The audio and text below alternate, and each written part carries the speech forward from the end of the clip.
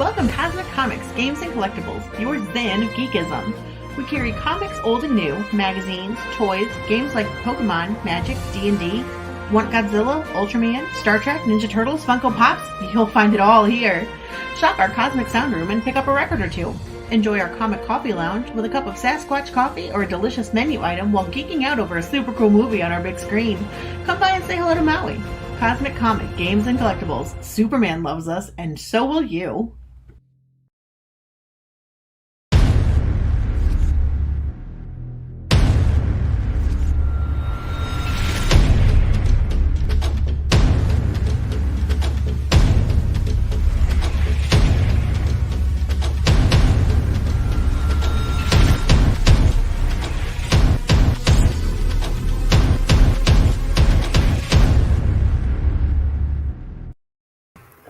And good evening, everybody. I am RJ Carter, Senior Managing Editor here at CriticalBlast.com, and it is our open mic night. So there is a link right up there, top of the chat. We pinned it. It's also down below in the description. If you want to come in and talk about things, you are welcome to join. Be aware we're going to be a little bit more circumspect about who you might be. We are not going to click anything that where I don't know you or trust you, so you're going to have to win me over a little bit because it's, it's a dangerous business letting people on.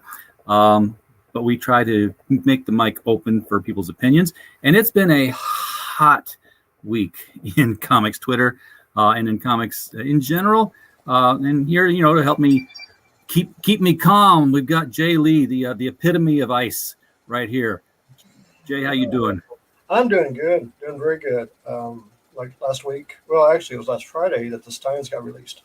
So it's been 1 week. We've had a really good week of sales. The second book just kept flying off the shelf. It just was incredible. Can't be more happy of how well it sold.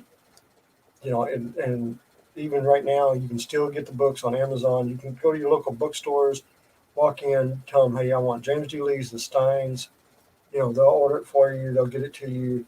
Because everybody right now is ordering it. It's all the orders are coming in. Everybody's trying to get everything they can right now. So I haven't even got books yet, and I was the first person to order it. So I hopefully by the end of before the convention this Saturday I'll have books of book 2. But I do have books of book 1. I can get them on the website, or you can get them at Amazon, Walmart, Target, any place, any bookstore in Europe you can get them. Same thing in Australia, New Zealand. You can pick them up there too. All right. And we have somebody in the back, and I know this person, so they are always welcome on our stream. Dory, welcome. Hello. Hi, Dory. Hi. So welcome to Comicsgate, Dory. Peace. It's funny. It's beyond hysterical because I'm the woman of no definition. And so, thank God I have thick skin from being a stand-up comic for almost 16 years, because one thing I've learned over the years is what other people define me as is not who I am. Well, that's the only way you get into Comicsgate is somebody tells you that you're in it. No one, there's no sign up. There's no, form to fill out. It's kind of like there's no gangbang initiation. Yeah. There was a guy who wrote a book. I'm spacing on the author's name now. The book was called Only Begotten Daughter. And it was basically a guy who gave a donation to like a and he gets a call back, and he's like, the doctor's like, is this some kind of a joke? And apparently the sperm had gone through inverse parthenogenesis, which is to say virgin birth, but from the men's side of the house. No egg was required.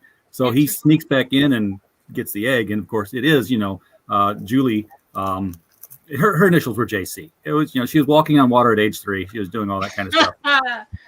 But in that book, we learned that there were a lot of people in hell, and there was really only one requirement to land a person in hell. Okay. And that was that somebody else thought you should be there. Oh, wow. Yeah, well, just and that's why heaven only had like 3 people in it. Just based on that, sign me up now, because other people's judgment we'd all be in hell. I don't think there would be, it's just my opinion, there would be nobody not there. If Well, it's that's why he said there was only 3 people in heaven, and God was one of them, and Mary was the other, and Julie's father. The devil told her, and she found out he was lying. He wasn't there either.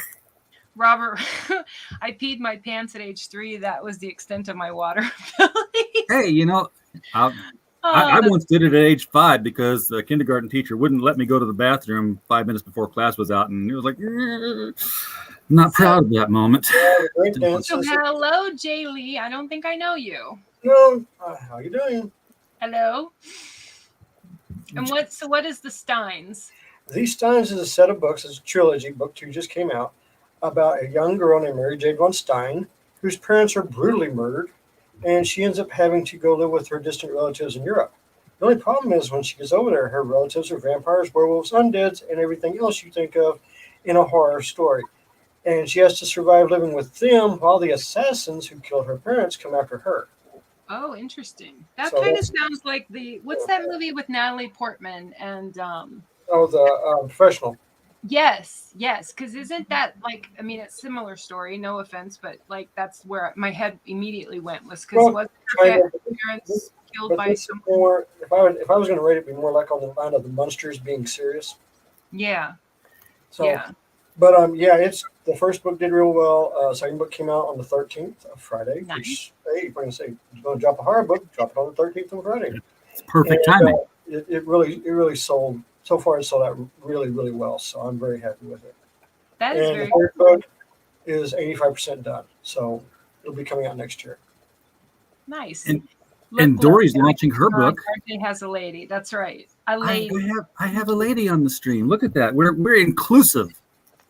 Well, So- I don't know if you saw my post after the earlier one, but I'm still feeling the scorch from it. Yes. well, that one inspired a Diva Dory quote, which was the one about feminism and how men are really not the enemy of a feminist. The real enemy that they really can't stand is me, the sexually liberated, empowered woman that has zero fucks given or zero apology for the way I am with myself, my body, who I'm friends with, male, female, or otherwise. That is a woman those types really don't like. Yeah. I've gotten to learn over the years that between my stand-up persona and my Diva Dory persona, I'm less liked by women than men because of that. Wow. I'm typing quickly to buy my Thunderbuns because he can't stay, and I'll forget to DM Well, him. you sound like, I mean, no offense, but you sound like my mother.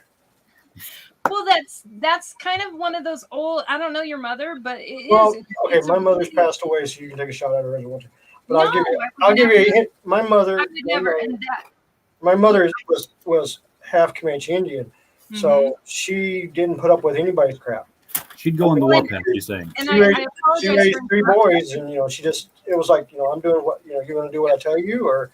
And my dad would walk on water for her. That's just the way it was. My dad was a big, Right. strong man, but my dad loved her more than anything. I mean, you could see it in them. They were married up until his passing, and they never fought. I mean, they never fought ever. They always talked and agreed. If it came to finances, they would talk it out, make a decision, and move on. But then and then you got my grandmother, who is my mom's mom, who was full blood Comanche Indian, and oh boy, you get her mad, you better run. It's just like, well, but the thing was, I was always around women like that. And you see that in the Steins book. You see that when I write, I'm basing what I write on by the women I was around. And the women I was around were, my mother was a housewife because she wanted to be one, not because she had to be one. And that was what she wanted to do. And that's the thing. She did what she wanted to do. And she didn't take lip from nobody. And she was a small person. My mom was only 5'1", 5'2". But the smaller they are, the bigger the. yeah, bigger but I'm just it's Yeah. That's for sure. That That's like, the only dog that ever bit me was a Chihuahua. exactly. I was gonna say little ankle biters. and And strong when strong you- women are this is one thing I've always said. Don't. Are you a writer on your books? Yes, I am the writer. Yes, I'm the I writer. can always tell a wordsmith writer by the fact when he talks and he can't pause.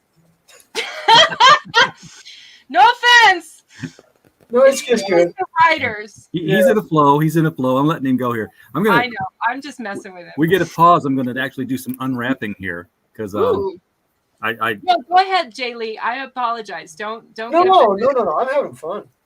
Okay. I'm having fun. Well, I wanted to say back to what you originally said about like your mom has passed away, and I can't remember exactly what your wording was, but it had something to do with what did you can take as much shots as you want to.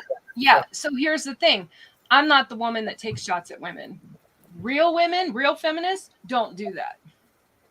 We don't do that. We will never do that. My mother never got on computers. She didn't like them. She never did. And my mother passed away at the age of 80. So, that situation. But the thing was, she was always there. And that was the one thing I will say about my upbringing. Mm-hmm. One of my parents was always around us. So if we had sporting events or something, we went to the movies or something, one of my parents went with us. It was that hands-on raising. And I think that's one thing a lot of kids are missing is that interaction with parents, especially both parents. It is. And I know in the online world, when I work as Diva Dory and I mentor people, the most consistent thing I can say about people online is that the people online that go out and trash and talk a really tough game are probably not the people that actually ever had their ass kicked. Because those of us that have, we don't do that. We typically don't do that. We don't go around mouthing off because we know what it feels like to be beaten. Yeah. And last thing I would ever do is go around and be a bully, beating type of person to anyone, because I know exactly how that feels, whether it's verbal or physical. And I have no interest I have no respect in those kinds of people. And I have no interest in like, so to go to RJ's comment about what I posted on my Twitter today, no skin off my back, man. No, I am going to sleep tonight just as easily as I have slept any other night. If someone wants to put me in that category because of the indie creators that I support and I throw my money towards because I love their project or I love their art or I love their writing, all I can say is, you know what? You do you, boo, because he, or otherwise, they're the only ones that are going to have to go answer to their creator, whoever that person is, to them. I mean, it isn't going to be me. You've been doing web comics for a while, but it still feels like you're new to the group. Like, you just showed up. Yeah, you. Oh, so my web comics particularly are new. The comedy in my web comics is 15 years of work. Like I've got 15 years of writing done. So the webtoons part itself isn't super new. So are you on webtoons? I have 2 series on webtoons. I have a haiku poetry one. Okay, hold on. And I also have the Amazon Beauty does dating, love, and spirituality. And it started as a comedy hysterics kind of thing about dating as a woman. But I also, over time, in some of my work outside of my comedy as Diva Dory, I discovered that my own stand-up, my own comedy was too aggressive and it was too negative in terms of male bashing. I'm just gonna call it. I'm gonna own it.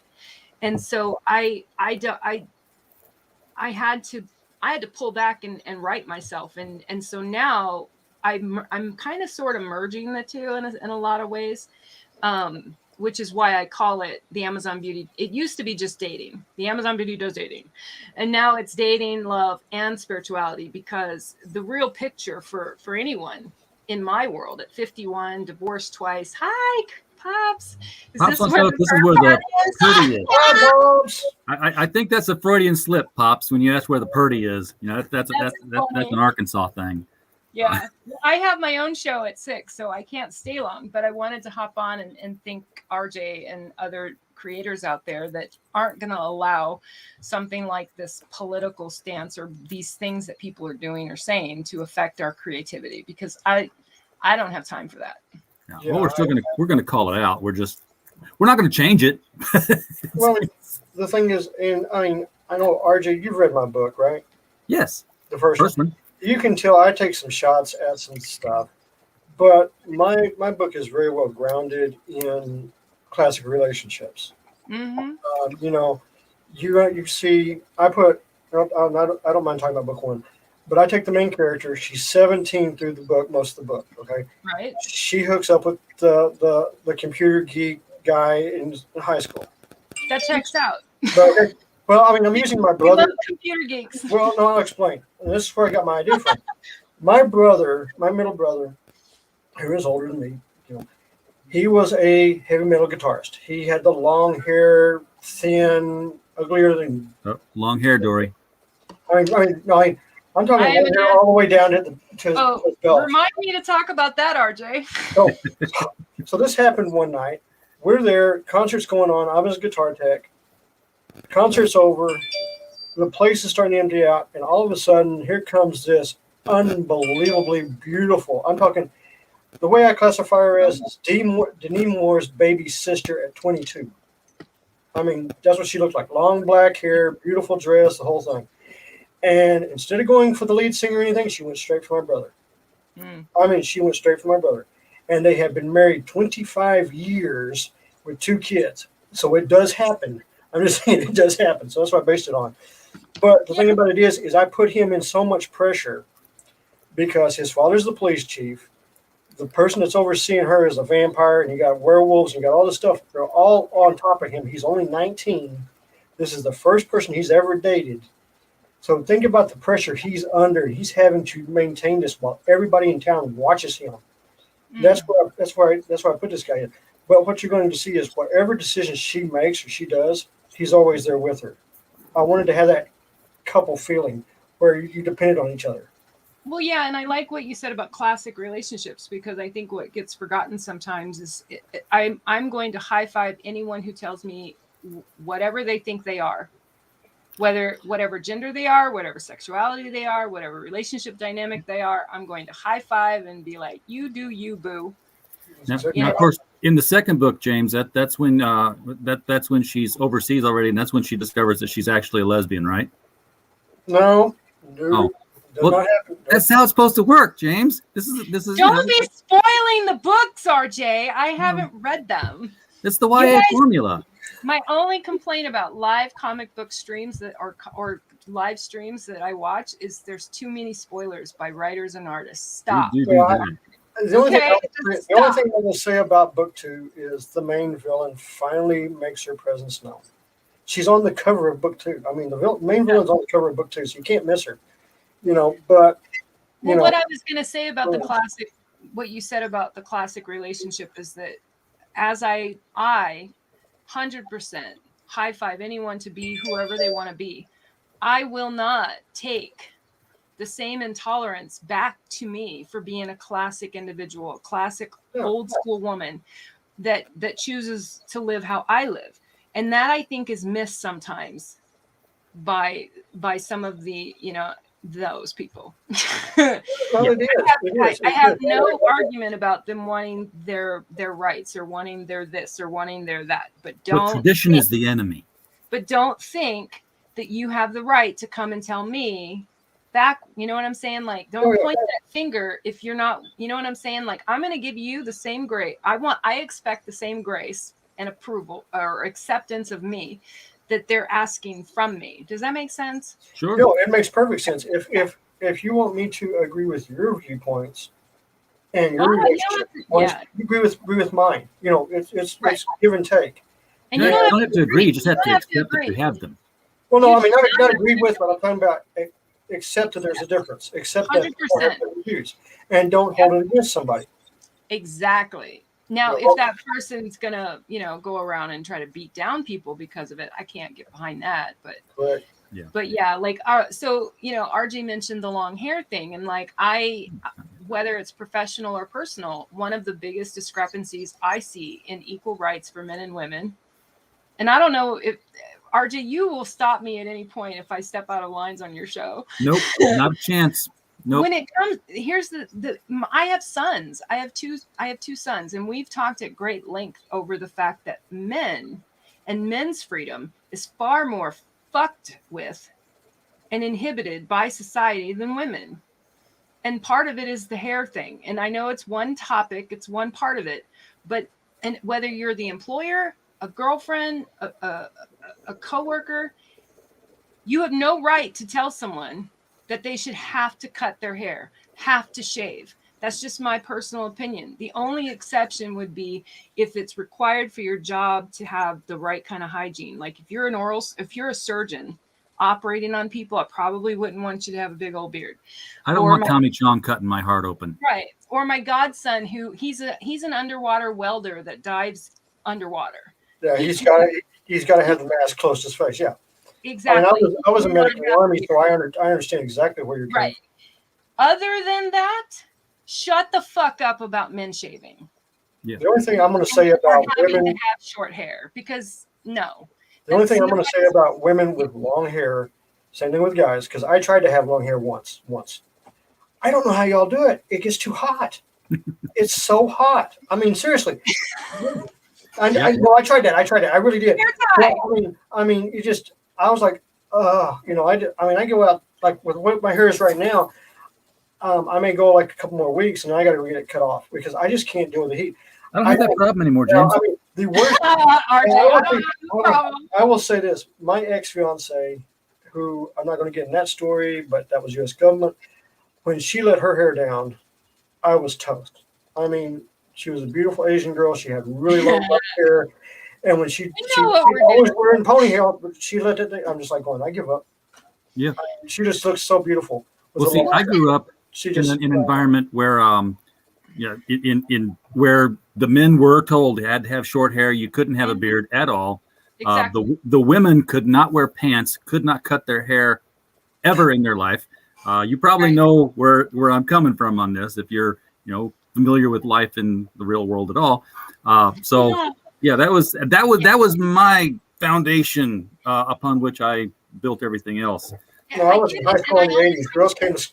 Girls were wearing the cut off shorts and tops. So that was I brought it up because RJ made the comment, and then the thing is that one topic, that one example can be used and carries over to all kinds of other ways that we want to, not me, I'm not in that category, but there's this push and there's this voice about equality. And I'm like, I'm sorry, you can't ask to be not presumed to be a certain way because you have a short haircut as a woman. You can't get mad when someone presumes that of you and then turn around and tell men they have to cut their hair. Yeah. Or that a man with long hair is somehow effeminate. There's nothing effeminate about a man just because his hair's long. But the sign said long-haired freaky people need not apply. That was 1960. I'm not one of the girls. It's so cute. This happened just today. I am not. I love him. I think he's beautiful, but I am not a Jason Momoa. Let's pant at the man. I'm not that girl. Like he's okay. He's all right. But I love that he has come into the scene because he is a perfect example of a man who's a man in all of the manly alpha ways, and he don't give no fucks about the fact that he has a big, beautiful a mane of hair. Yeah. Absolutely. Well, you saw his kids went nuts when he shaved his beard. Yeah. Well, he can do what he wants, and that's. No, I'm saying his kids freaked out because he had it for so long that his kids had totally freaked out. So it only lasted for like 1 week. He grew it back. So I was like, okay. Yeah. And just in general, for any gender, for any person, anyone out there, topics of hair or how someone dresses needs to just fucking go away. Grow your beard all you want, Dory. We'll still love you here. I will wear what I want, dress how I want, use whatever lipstick I want. I'm gonna do me. I'm gonna do me. Absolutely. Because nobody else can do me. Let's open something. Let's get on this topic. So the reason I bought this is that I saw Batman Detective #1 in here, and I know that that's not that old. Am I misremembering it? It has time sped back. Because when I get to my age, this could have been 6 years ago, and I think it's yesterday. $8 for a 4-pack of comics at Walmart. I'm like, they're $5.99 now per issue at your local comic shop. So let's. I wanted to see how long you have to wait. Is it like one good book and then the dollar bin stuff from 1982? Is it David Finch's artwork? I So don't know. It's covered. $8. It was $8 for 4 books from Walmart. Okay, so this one was a $3.99 book. So this could be very, very, very old. That's probably going to be 10 years. That looks like David Finch's stuff. Wow. It says Taylor, Kubert, and Anderson, but the cover is too dark to tell. It's gray on black. Thanks, guys. Appreciate that. Has it got a cover date on it here? I love Spock, by the way. Captain is Deckard, a replicant. Spock, I don't know. Leonard Nimoy was the first love of my life. So I saw Spock and went, what does he mean? I don't know what he means, but I'm all about Spock. Captain Spock is here all the time. Okay, so this is the indicia says this is June of 2021. My calendar says this is August of 2021. So this was not that long ago. Wow. So that's a new comic for Eric the Guapo has arrived. Eric. Okay, I can actually answer this question. Captain Here's our second book. Is the original captain of the Starship Enterprise, and Spock served under him. Spock is my favorite Jedi. Well, that would be Christopher Pike. Oh, no, I take back. Deckard was in the Star Wars movie, the first movie, where he ended up with the alien girl. No, Deckard is the guy in Blade Runner. No, Deckard is also the guy in the first Star Trek movie, Commander Deckard. Remember, had the bald-haired lady? Oh, yeah. That's Deckard. I thought she was a one-name person. The guy. I know you're talking about comic books, but I ordered this and got this in the mail. Oh, they're reading. Cool. Isn't that cool? It's an 8x10 image photo of them reading a Mad magazine on set. Yeah. I went looking for a Leonard Nimoy picture, and then when I saw this, I'm like, oh, I got to have that because I want to collect. I have no money really for collecting, but Mad magazines was on my list, and I thought, okay, well this kills two birds with one stone. You got Spock and Mad in the same one. Yeah, didn't order. They were sending it to me after an interview, and it got lost in the mail, so I don't have it. An autographed picture of Valerie Perrine, which I don't have now. I was wrong. This is 5 books I got. No, it's not. It's 4 books. This is a backer. Okay. I'm not even getting all the autographs I've got. I mean, my stuff goes. He says, "Is that Deckard a replicant? Picard is, so why not?" The Star Trek Enterprise is like one of the. I think that and Voyager are probably the only Star Trek series I watched other than the original. The original is my favorite, of course, because it has Spock, Leonard Nimoy. Second book, Legion of Superheroes, number 2, Future State. I know that's recent. $3.99. So that's already $8 worth of comics right there. Yeah. Wow. That's $8, and that's what I paid. So here is Detective 1029, a $4.99 book. Oh, nice. I like that. I like that artwork. Yeah, that's Batman. Mm-hmm. Yeah, absolutely. It's a variant cover, by the way. Yeah, I don't understand the significance of those, but okay. Well, it means that they out of every 10. Yeah. So you had to hunt for it. I'm getting warmed up to the idea. That is a nice cover. And then the last one is Superman 22 variant cover. You can see there's no, there's no real logo going across the top of it. That's another sign of the variant cover. They just want to show off the artwork. Oh, I see.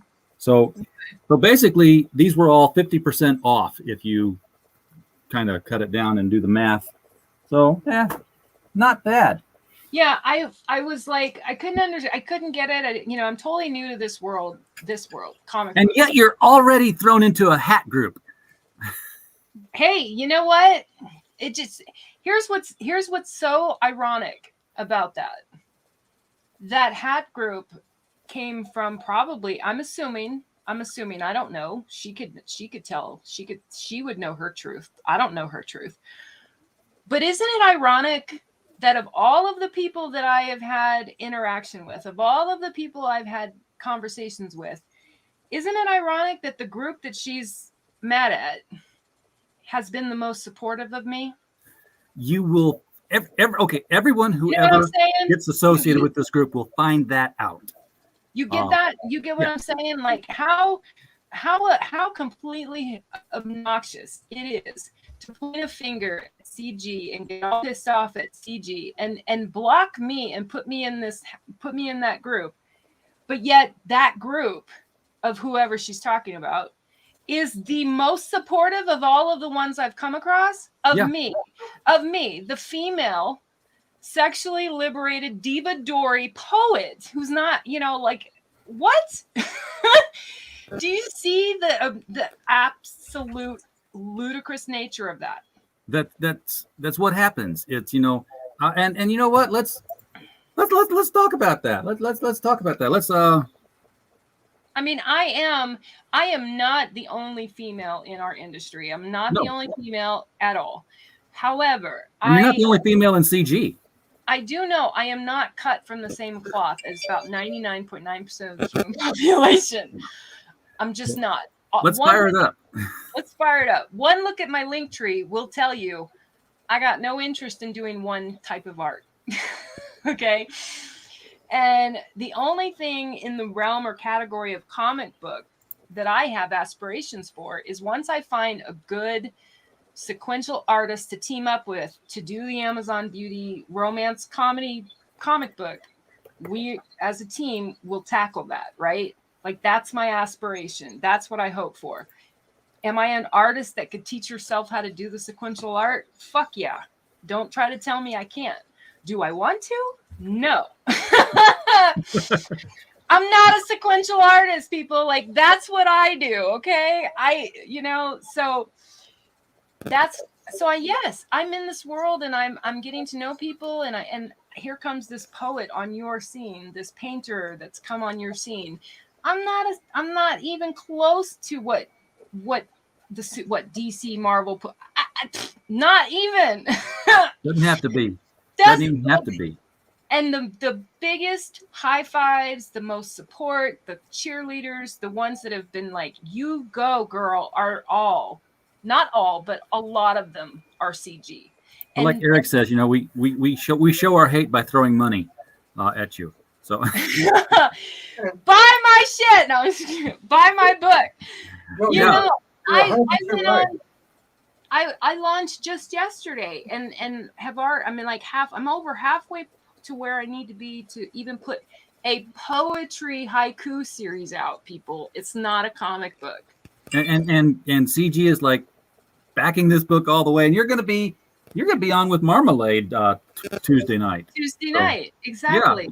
He's looking forward to it. I'm a writer, as a poet, a painter, traditional historical person as well. Hey Rosetta, good to see you here.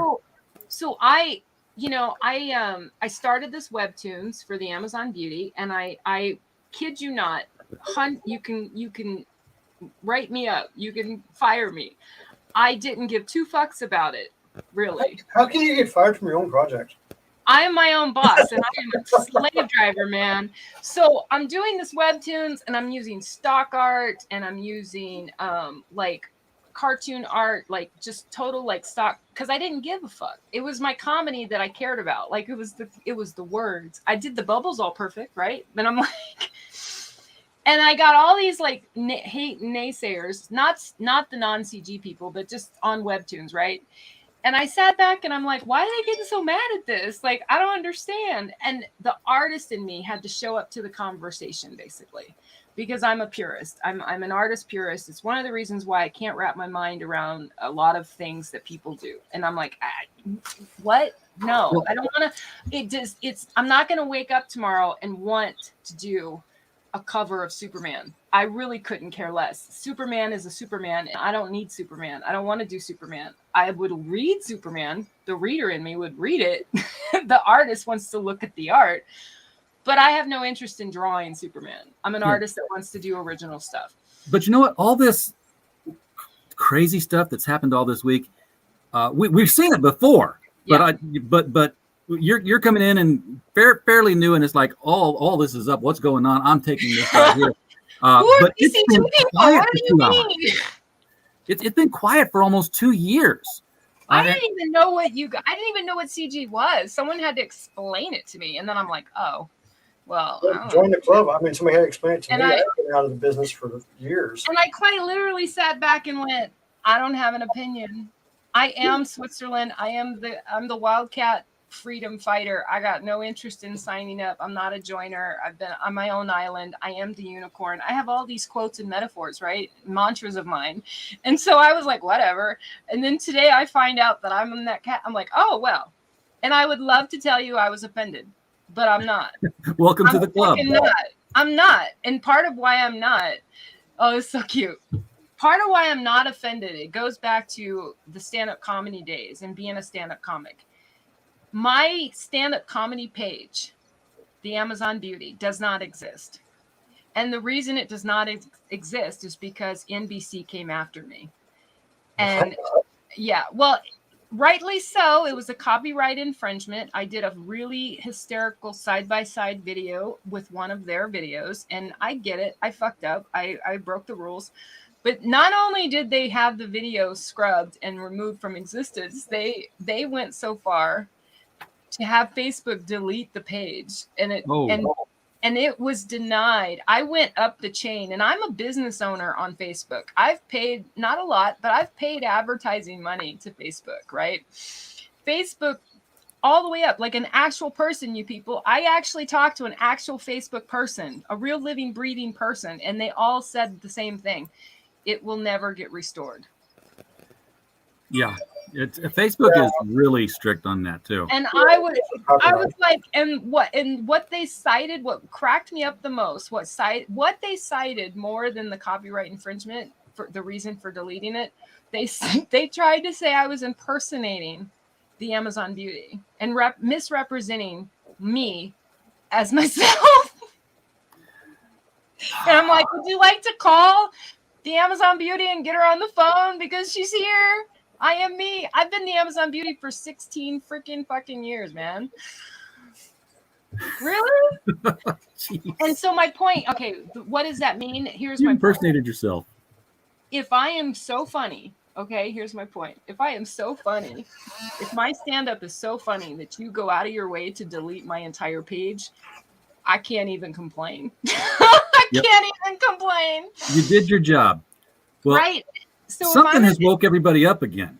That's the crazy, and it's, I think it's this business with Substack, and then followed real close by Aaron Lepresti coming out and going on Ethan Van Sciver's stream because Aaron has not said, yeah, hey, I'm CG and I'm going to publish with Aaron has been just straight up. I'm just publishing a book. I'm just doing my thing so I can have something out there like that. And then he shows up on Ethan, and Twitter went bonkers. So here's this is just an outsider's totally objective opinion, and I do have to hop off because I have to get ready for my show. Total outsider objective opinion. I believe that there's people who would love to have CG support to help them make money and succeed, but because they can't, they get jealous.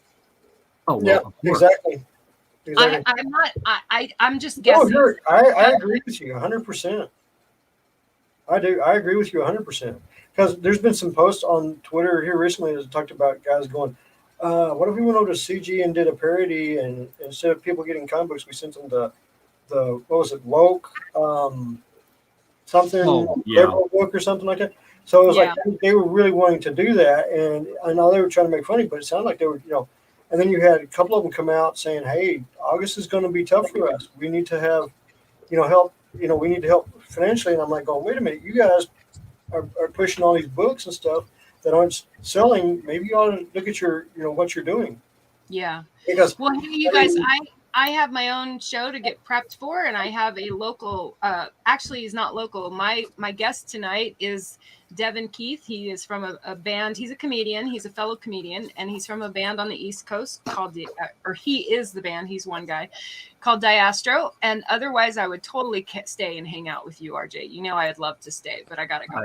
I look forward to it. Well, I send everybody over to your channel, so our numbers are going to drop now. But go over there and subscribe to Dory's channel. I go live at 6. So if you're interested in comedians, if you're interested in rap, you can check out my Spotlight show. I will be live at 6. That was wonderful meeting you.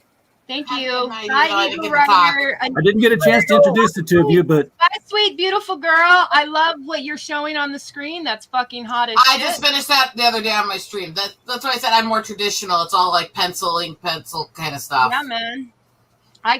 Yeah, we're gonna have to. I don't know her. Do we know each other? I don't know. If we I go under this we really everywhere. should, because I'm all about that. Like, I got no apologies for sexual freedom. So I love that fucking painting. Hey, So. I got the tits. I might as well show them in my artwork. I mean, exactly, and I don't. So I want to look at yours. And we're going to take a whole new stream. I will sign off. Okay. that was worth signing on for a few minutes before I get going, just for that. I mean, Somebody's going to clip that. Might be me. Oh boy. That's going to end up in our library. I was supposed to have all these streams scheduled tomorrow and found out I have to leave basically as soon as my husband's done fixing dinner tonight to go rescue my brother and nieces. So it's like, my week is shot. Yeah. Because I'm going to be traveling the next several days now. Hey, how's the photo book coming along? It's pretty much, I'm doing final editing to get a proof of it done. I need my husband to sit down and help me fill out all the Indiegogo because I'm an idiot with business stuff because of my brain dysfunctions. So I read that stuff and it feels like it's swirling in front of my head and I can't understand it. Yeah. Sometimes I just like words. Scroll, click OK. No, that's fine. So I'm sure I've sold my soul to Satan 3 or 4 times on the internet at some point.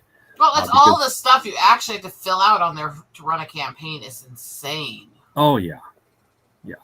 And it's like, and I want to get it done and I want to get it up, but I'm looking at it and I don't understand half of it. So it's like, he's got to help me.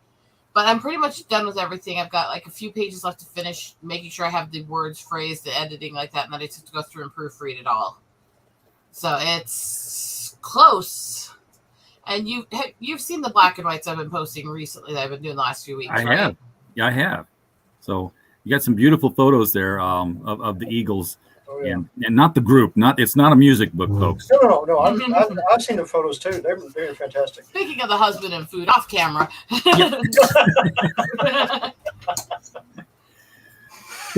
So this is not where the craziness started online this week, by the way. The craziness started with Kickstarter, but I think everybody's kind of kicked that horse. Yeah. Enough. Well, I mean, again, on Kickstarter, that was her private, personal Twitter account. Yeah, she's a Kickstarter contractor. She's not a Kickstarter employee. Yeah, and the thing was, even I said something stupid, and I did apologize later. It's not Kickstarter business analyst or comic book main Twitter accounts. It's not even her company Twitter account. So what I was saying is, if it's your private Twitter account, you can do what you want, and really nobody should be complaining about it. But that's just me. I mean, like that. But this stuff with Aaron, I think, okay, he launched a book. He got funded. It's just I'm sitting here and everybody's getting upset, and I'm like, the first people to go after him are these. Well, okay, he's over there now. I'm not going to buy the book. Did you actually talk to him why he went over there? Did you talk to him what he's doing? Did you know? No, you just went over there and posted just that. Okay, he's over there with it. I'm done. And I'm like, that's just ridiculous. Well, I would say with my opinion on it is simple. She has a right to block and dislike people. She wants the actual, killing accounts and stuff that has happened with the company too. I have a problem with, but I don't like the company anyways because they don't tell you up front what the shipping and stuff's going to be because they don't charge right away, so you don't know when it's going to suddenly pop into your bills out of the blue. And so I don't like them anyways, but she can do what she wants and we can mock what she wants to do. And that's, I think, the best balance of life. Yeah, I think if she, it is her personal account, she can block who she wants on it. But, don't use your personal account to represent a company, which is what she did when she came out and said, hey, I'm the new Kickstarter so-and-so. Now you're all blocked. If she'd have used the Kickstarter account to do that and said, hey, I'm the new Kickstarter comics consultant, and then had blocked, that would have been, even worse. But the optics were just horrible on this. And Peter Simeti had to go through the same thing. People were blocking people on their personal accounts because they were doing alternative business through it as, artists and creators. And, Simeti's a badass, but he ends up taking a lot of shit. People really go after him a lot. Yeah. I'll take up for Peter any day of the week. I mean, he does a fantastic job. He's Yeah, the he biggest is. sweetheart. I mean, He's helped me out so much, so I just nicely. I just ordered some more books from him, so you know. Yeah, he's a hero. Yeah. So Because they finally yeah, got those sketch covers in, and I've been wanting 2 of those sketch covers, one for Gods and Gears and one's for Blood Realm, because I wanted to get my hands on 2 of those and do some drawing on them. So, you know. so anyway, once Aaron Lepresti, went on Ethan's show. That's all he did. He went on Ethan's show. We dredging up this old meme. Remember, Comicsgate is a hat group. And then, Oh, not that to be is left why. out. I mean, This is funny because everybody around supports indie comics. I mean, we all do. I do. Everybody does. And it has this come up, and then because I went and checked before they blocked me, I went over and checked them out. They only had 800 followers. They didn't have much postings of anything, so it wasn't this big company or anything well, like that. if you go over, it's also their page is like 90% retweeting people's campaigns and using them to do propaganda for vaccines and masks and shit. Literally, they're trying to turn people's campaigns into propaganda. Yeah. And the thing was, they just went through and blocked everybody in the kitchen sink. So They're really retweeting friends of mine, people that we've had on the show and that I like. So, I'm not going to attack those people, obviously. But It's not their fault they're retweeted by a douche. Yeah, exactly. But it's like, do a quick Google search on them and you'll quickly find out the type of people they are. And we don't want to associate ourselves in any way. Like, I did a quick Google search and the quick Google search fill-ins was basically, is Comicsgate winning? Or Comicsgate is winning. And then, it's like, yep, okay. I think this was a, gosh, did you see what happened with Kickstarter? Let's see if we can get people talking about us kind of move. I think it'll work. They'll get a lot of supporters from the antis. People will suck onto them for a few weeks and then start unfollowing as they get bored with it. Oh, and Eric is absolutely correct here. Before they did this, they went on the 656 channel and then blocked them. Wait, they went on 6x6 and then blocked 6x6? Yes. Wow. Yeah, they went on the 656 channel to talk about Buy Indie Comics Day, and I'm not saying it was like a 24-hour turnaround, but it was recent. It was it was recent enough that everyone said, "Hey, weren't you just over here talking to these guys that you now say you hate?" So they want to be the next Preston, suck up to everybody in CG, and then run around bashing them for a year and a half, 2 years. Yeah. Let's send them the forms for filing a trademark claim. And Sorry, then, it just seemed like like they literally want to be the next Preston Poulter the way they're doing it. and I haven't seen this guy in anti-CG for a while. This is Kwanzaa Sajefu. He's like, show you have white privilege without, damn it. And it's a screen cap of Ethan's one of Ethan's many streams. And oh look, it's a bunch of white guys. Funny thing was that Bill Willingham responded to this when it said, if I ever do launch one of my many projects, crowdfunding, I would be proud and privileged to be on Ethan's stream. And so everyone said, oh, look, we're real surprised that Bill wants to be on that show. Bill's another hero. So, don't screw with him. The thing about it is they can get all mad they want to, but the money that is being spent on comic books, look where it's going. I mean, I'm being serious. Look where the actual money financially is going to, because we saw the numbers just last month. Only 2 mainstream comic books, 2 broke 200,000 print run. Yeah, and one of them was Spawn, and the other one was a Marvel title. And I'm gonna chat now that I have my food though. So okay. See you, Rosetta. Thanks for coming in. And then the next 3 books were Spawn. Yeah. DC didn't have anything in the top 20. Well, and here's the thing. There's 2 sets of statistics that people are using to argue for how well comics are doing. One is the number of titles that DC and Marvel are both putting out, which is at actually down. Is it down? Because I thought it was pretty much at an all-time high. They got 53 Batman books coming out. Well, okay, that they used to run 85 titles. Yeah. Okay. And when half of your titles is Batman, half of your titles is Batman, that's not good. And the problem that you got right now, and this is the big problem that they need to understand. AT&T does no longer owns them. Nope. Discovery Discovery does. Channel. Yeah. Discovery is a European company in Scandinavia. Okay. When they come in and they get the books and they see how much red is in the books, okay, they run the Discovery Channel, the Science Channel, all those channels like a well-oiled machine, and they penny pinch everything they've got in those channels.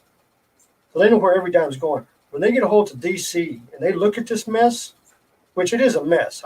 You can't deny it's not a mess. There's going to be if you think 600 people got fired last October, there's going to be a major house cleaning this October.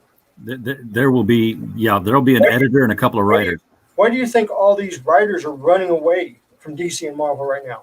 Yeah. And I mean, they are running away because if you look at how much Substack is actually paying these writers, it's not that much. It's not really that much. Yeah, that you've got a couple of plums out there to get the attention drawn. Right.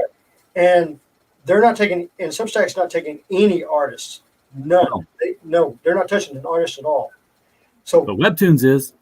Oh, well, this is why DC went to Webtoons. Yeah. DC is like, we're desperate. We've got to save this company before Discovery sees it, so they went to Webtoons. And for years, DC smashed Webtoons, talking about how big of a joke they were and everything in the kitchen sink.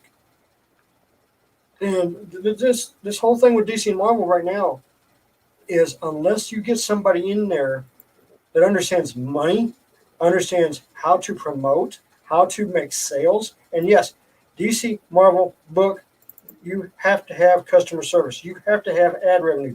You have to be promotion. And right now they're not doing it. And no, they haven't. And you know what? It doesn't matter if you have 60 books in a month if you're not selling more than 30,000 copies of each one. They're not. I mean, a lot of them are in 10 and 12,000 copies. Exactly. That's so, good. Go ahead and expand more. Go ahead and put more titles. Put 90 of them out there. You'll shrink that market down to 1,500 copies per book. If you go back to 98, okay, there was sales that were so great.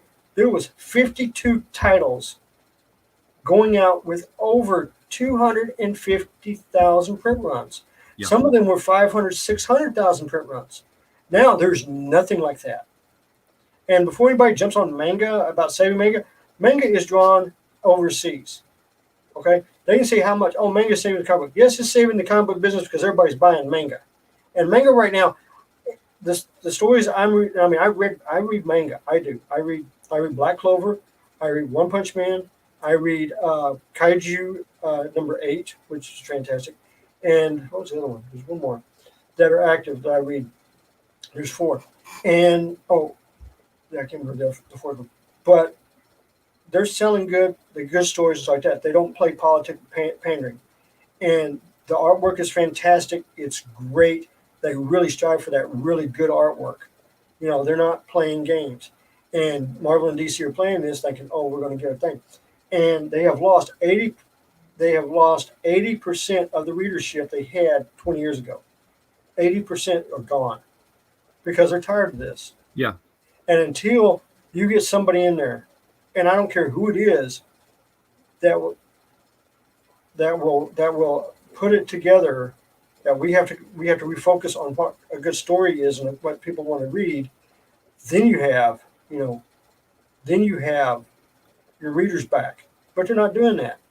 It's like right now, and I just saw a news report, 65% of the people that actually bought I Am Starfire want to return the book because it's so bad. Wow. Want to return the book for refunds. That is not good. Now I wonder if this thing got so much advance bad press that I wonder if a lot of people just said, I've got to see how bad this is. I don't even want to keep it. And they sort of pre-planned that. That could be a scheme. I'm guessing there is some, but the reviews came out and we knew what the story was going to be. I mean, it's badly written. It's been done 85,000 times. Yeah. And it was just badly written and badly drawn. Yeah. Eric the Guapo, I hope that you're exaggerating that number of pages for ads. I mean, that would only leave 7 pages of story in a 20-page book, which is a shame because the Hardware, Icon, and Rocket and Static books were great in their initial launch. So yeah, I knew what you meant. I can read typo. And you know, yeah, after the story shouldn't he's not buying another DC book for a long time. So here's something else about DC that came up this week. And this hasn't been a big story anywhere else I've seen, but we covered it. You recognize that book, right? That's Antarctic Press's Punchline. Yes, that's Antarctic Press's Punchline. That's Punchline number 4 with a cover by Matthew Weldon. It looks beautiful. What happened? That is Suicide Squad number 1 alternate print with Harley Quinn. Are you serious? The little lamb to the shepherd boy. Do you see what I see? Yeah, I'm seeing it right then and there. I mean, now, once is a coincidence, James. Okay, it can happen. There's a lot of comics out there. This is Soul Finder, which, you know, this is a Dave Dorman cover, but look who did the interior artwork. Matthew Weldon. This is Soul Plumber, number 1 from DC. Is he doing the same artwork? Is it the same guy? No, it's a different guy, different artist on this one. Totally different artist, but it's a DC book. You've got your main character in the front, in a sewer, green mists, creature behind, tentacles attacking. Oh boy. Okay. This is Once is happenstance, twice is the coincidence, right? That's how the saying goes. This is Niobe, Origins, number 1. Please tell me don't tell me they already ripped off Niobe. When did this come out? This week. This Harley Quinn came out this week. Yeah. Has Niobe seen this? Oh yeah, Niobe's already done a stream on it.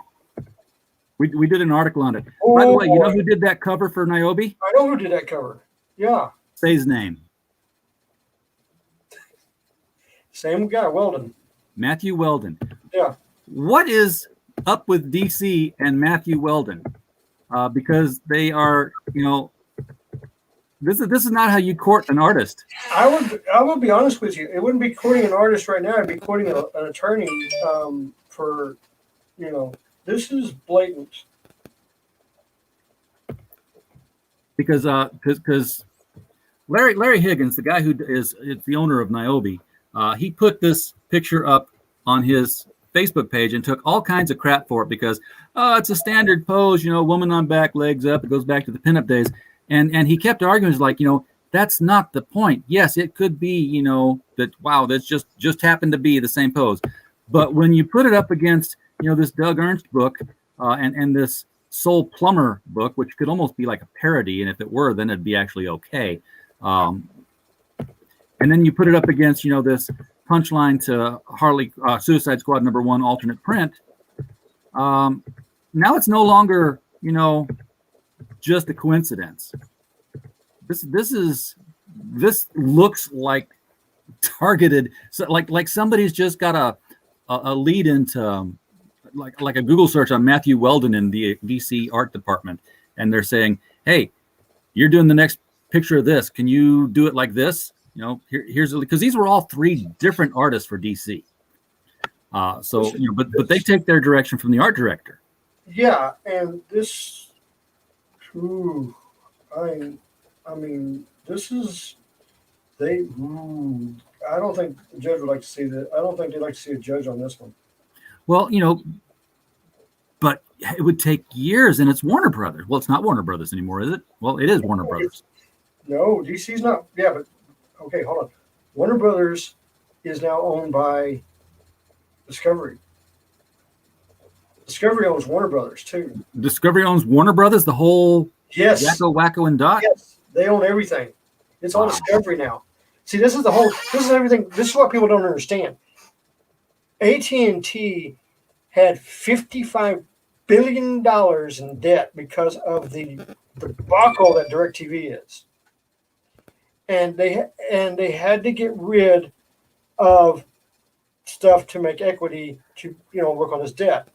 So what they did was they sold all of Warner Brothers and DC Comics to Discovery Corporation, okay, to take most of the debt with it. Okay? So they agreed to take the debt. Hey, Niobe, good to see you. There he So is. they took the debt. Now, DC, all the money that has to be approved for these movies and stuff has to go through Discovery. So, so Warner Brothers is having some, that's why if you haven't heard, the Zack Snyder, because this just came down, I think, yesterday, the Zack Snyder universe thing is back on. Oh, really? Yeah. So that's the new news out that Discovery wants it. So they overruled Warner Brothers. So, but the thing about it is Discovery is tight on money. I mean, they're really tight on money. And you think they were going to protect this? I don't see it. I think they would try to make this go away ASAP as fast as possible. Yeah. Well, maybe some well-placed tweets and Facebook posts atting Discovery Channel could say, hey, Discovery, could you maybe tell your little company to stop stealing this guy's art? Yeah, exactly. It doesn't even have to go to court. It can just be like Discovery saying, we don't want to bother with this. Yeah, cut it out. And again, Discovery is a European company. They're not in Hollywood, and they don't play the politics Hollywood does. So, anything's possible. But yeah, this is just blatant. I'm going to take both of these images. And overlap. I'm going to put them in PowerPoint. I'm going to remove the background from each one. I'm going to resize one to fit the other, and I'm just going to go back and forth with it. And it'll look like she's kicking her legs. I keep going too far. This was the covers I was using to put the swipe header together on the article. Hey, Monic Bras here. Welcome. Mary Machine Gun's also here. The Savior of Comics is here. Niobe's here. Everybody's here now. Excellent. Y'all missed Dory earlier, so that was the big draw. Yeah, Dory was here. Yes, wonderful lady. I got to meet her. So anyway, that's the two big things that's been going on that I've monitored in comics this week is the people losing their minds and throwing out blocks, and this sort of under the radar art thing that's going on with Matthew Weldon and DC's art director. And I don't even know who DC's art director is. I should. A quick Google would show, DC Comics art director. Who is this? Larry Berry. Okay, well, that's the first thing that shows up is a LinkedIn for Larry Berry, senior art director, DC Entertainment. Hey, Larry, you got a problem here. Speaking of Larry, different Larry. Hey, it's Niobe. When you hear your name mentioned 3 times, it's like it's like Beetlejuice. I'm going to show up. Ooh, somebody's talking about me. Right. Well, I was watching you go over all the evidence, and I was like, I'm not going to say a damn word. But, you know me, man, I can't really do that. Oh yeah, right. And I was going to run a show tonight, but I'm kind of tired, so this is going to be my streaming for the night right here. Come on in. I am cute. We reached over 200 backers. So on the scale that Mike Wheeler presented, when you have 200 backers, you're cute. So we're cute. Now we're trying to get to sexy at 300 backers, and at 400 you become smoking, and at 500 you're a knockout. Well, so have you made it to 12,000 bucks yet? Well, I made it to 10,000 Eagle. I'm at 13,000 duck bucks. Oh, congratulations. Yeah. Hey, way to go. He's making those eagle dollars now. Fly like an eagle. So here's the thing, though. I've been thinking hard on this, and I found some new information. Oh, fill us in. Oh, yes, Well, the Natalie Sanders cover isn't like an official sort of like in the shops DC cover. That's actually a store commission cover. Oh, which one's that one? The one that I got all mad about. that would be Harley Quinn. The Harley This Quinn one. one. Yeah. So that's not like, on the shelf or nothing. This is like, how stores sometimes will commission an artist for exclusives. So it's an exclusive to a single okay. store. Okay. Correct. Okay. So I don't think we can count it. Possibly. I I mean, mean, I know it fits the narrative and all, and I would like to say they ripped me off, but after learning new info, what store? Well, do we care what store it was? I don't know, KRS or something like that. Something, I don't know what it's called. It's still the same pose. Well, It's- but then everyone else showed me 50 other poses that are also the same pose. It is possible that DC or this store or Natalie Sanders just came up with it on her own without ever seeing this. It is, we have to look at that as a realm of possibility too. If a fourth one shows up, If a fourth one shows up, brother, I'm on board completely. Like, I'm on the fence now after learning some new info. Like, I don't know. You know what I mean? I'm just presenting, being forthcoming and being objective about it, Yeah, 10,300 and what's that? 81 or 51? I can't really see. 3,081. 81 Eagle dollars, 206 sexy backers, thus making me cute. Making me You cute. got a cute campaign there. I Well, I am got a putting. cute avatar. I'm cute like Baby Yoda, For every person that sees this and doesn't back, you make Baby Yoda cry. I just threw it out there in the chat. Everybody can click on that and get in there because you got 20 days to go. But why wait? Why wait? I mean, we have add-ons that are have limits, and once those are gone, they're gone, But this is the origin story of our young pop star turned superhero. There's like That's all how she got her powers. Yeah, well, I mean, she's a genome, so she was essentially born with them. But yeah, we kind of go through the whole eruption story. How like the powers erupted, and we got 11 covers too, by the way, 11 glorious covers. Brand new character right there making her first appearance in the book. And there's also another character who I've yet to reveal to anyone making her appearance in the book. Yeah. CB Zane's The Mighty Might right there. Which, by the way, we read and reviewed. It's on our website, criticalblast.com, The Mighty Might #1. Did you tag him in it? Heck of a book. Tag him in it. Tag Put it him. on Facebook and put it on and tag him because he'll retweet and share that stuff. I did tag him. I tagged it. I atted his name and I saw Facebook pop up with it. And I'm like, that's the real one. And that's the dude. 630 backers. He definitely was a knockout, Yeah. I got a question for you. I got an answer for you, sir. When this ships, will it be shipping from NRA Press or from you? From me. Okay. Yeah. This won't be reprinted by Antarctic Press until like April of 2022. That's when they got me penciled in for this one. Oh, look. This is the first time this has ever happened when I bring a Kickstarter up. What's that now? The highlighted your selection because I have already backed on this one. Mm-hmm. So Appreciate that. It's highlighting. Let me know what I got. Mm-hmm. In case I want to change my mind on it, I guess, or add to it. Yeah, well, and people have done that. People have decreased pledges. People have increased pledges. People have swap, a cover for a different cover. People have changed their add-ons. Especially if you put a new cover up and they're like, whoa, I really like that one. Yeah, and there should be a new cover coming up either tomorrow or Monday. Well, not new, but there's a cover that you're going to see that's just, pencils and inks right now from Chris Enott. But we're getting the final version, he said, like at the end of the weekend. So we'll see what happens. He's at a con right now, so I don't know. Luigi Terrell of Rags right there.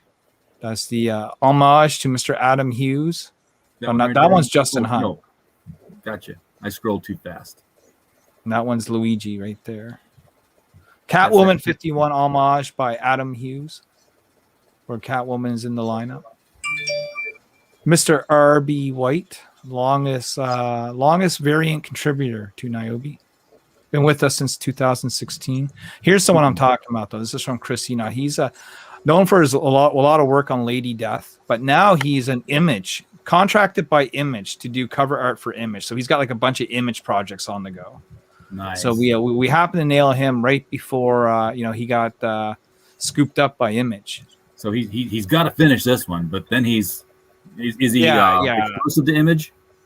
Well, I don't think he's exclusive, but he's definitely going to have his hands full because it's multiple projects, as from what his live stream was saying. Yeah. This is Courtney Rose Dameron. Beautiful, sexy Niobe here.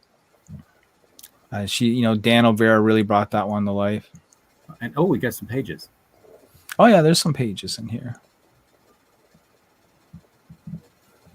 We should be adding a new page in here in the next day or two as well. Just to spice it up and show people that this is being worked on and things are getting done. And we're not fucking around to put it bluntly. Yeah. So she's getting scanned. It scans her DNA. It knows that she's a genome. Yeah, it's getting a read on her. And then Mystique shows up. I mean, that's Avani. Yeah, she's got blue skin, but I mean, I think that's what the Mystique is. The skull. I mean, but I would say we probably stole the skull from Lady Death more than we did Mystique. You know what I mean? I forget where Mystique's skull is. Mystique's skull is down on her sash, down at her waist. Yeah, I think it's on her belt. Yeah. And everybody wears a skull, so come on. So this is. I appreciate you going through this. I was just popping on for a minute to say hello. You know what I mean? But you're here. We cater to our guests, man. So these are these other alternate covers, or are these going to be? So what you're looking at there is the RB White combo pack. So you get Niobe Origins, the standard edition RB White cover, the foiled edition RB White cover, and then the 3 covers he did for Birthright. So you got his Birthright #1 cover, and then down below is the Birthright #2 covers, the modest version and the not so modest version. Well, I was going to say there's something wrong with this one here. It didn't upload all the way. There's a big black mark. Well, that's because if I just didn't censor it, Kickstarter wouldn't put it up. Oh, okay. Right, you're not allowed to show nudity on Kickstarter. You're not on Indiegogo either, I believe. Not yet. But you are on Twitter, so Yeah, no, I mean we'll go on Indiegogo, but only after this campaign is done and fulfilled. Then we'll do like what I'll call like a second chance campaign on Indiegogo. We'll offer like an Indiegogo exclusive cover. We'll put a few of these covers up, and it'll be like, a second chance campaign. You missed out on Kickstarter, or you just don't want to use Kickstarter for whatever reason. Well, boom, now you have a chance to pick it up on Indiegogo. And then if you don't do it then you're going to have to wait till like April or May of next year. And maybe, you can order it through your LCS on the shelf. I'm looking for the RB White combo pack down here. And I think I passed it because I'm into the sold out. Oh, it's sold out. Yeah, because I only had a handful of these Birthright cover stuff, so I think I put maybe like 10 of them up for grabs. Okay. Well, they're gone. Just getting rid of some of the extras, And this is the 2 different versions that right. Well, that was the quick, basically rough sketch of what he wanted to do, and I had him change like the strap to a bra and a couple other little things, and then he redrew it and then inked it. So there's actually 2 pieces of art. The inked version is gone. Someone bought that already, but I believe the sketch one is still available if anyone's interested. The sketch one's nice because it's got some color in it. You don't usually see color in a sketch. Yeah, well, I mean, that was just it. It was a sketch. It wasn't meant to be like, something used for the final cover. The one below was, you know what I mean? And so then that gets scanned and that gets colored in and then add a background to it, yada, yada. And now you got this. This is well, that's done by Andre Boulard, a Canadian artist. In fact, he lives about 10 minutes down the road from me. He drew the very first Niobe cover, so we had to bring him back for this like special issue. Awesome stuff here. Yeah, man. Very, very good looking stuff. Steph Wilson, I see. Okay, I've never met this person, so I do not want to misgender them. I did it for a year straight. I called Steph Wilson a she, No. Steph Wilson is actually a man, and what a man, Like Stefan Wilson. Okay. Yeah.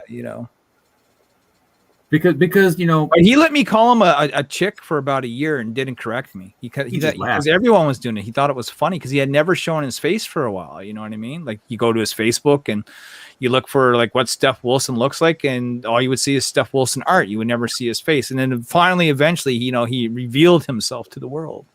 And it's not like you could tell from the art either, because sometimes you can say, well, that's a feminine style, that's a masculine style. I mean, this definitely here says a guy drew it, but this up here says a girl drew it. Well, look, Steph likes his circle templates, and he freely admits that, Yeah, okay. And in 1 year he did like 169 covers, something like that.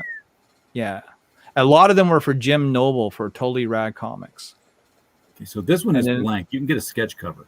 Yeah, that's your standard, sketch cover. That there's an add-on from the last campaign. We had a few of those left. That's another Matthew Walden piece. So, if you're looking for a fourth one for DC to steal, maybe watch out for that one or something. We'll watch for that one. That's going to be a Wonder Woman piece somewhere. Yeah. Keep your eyes out for that.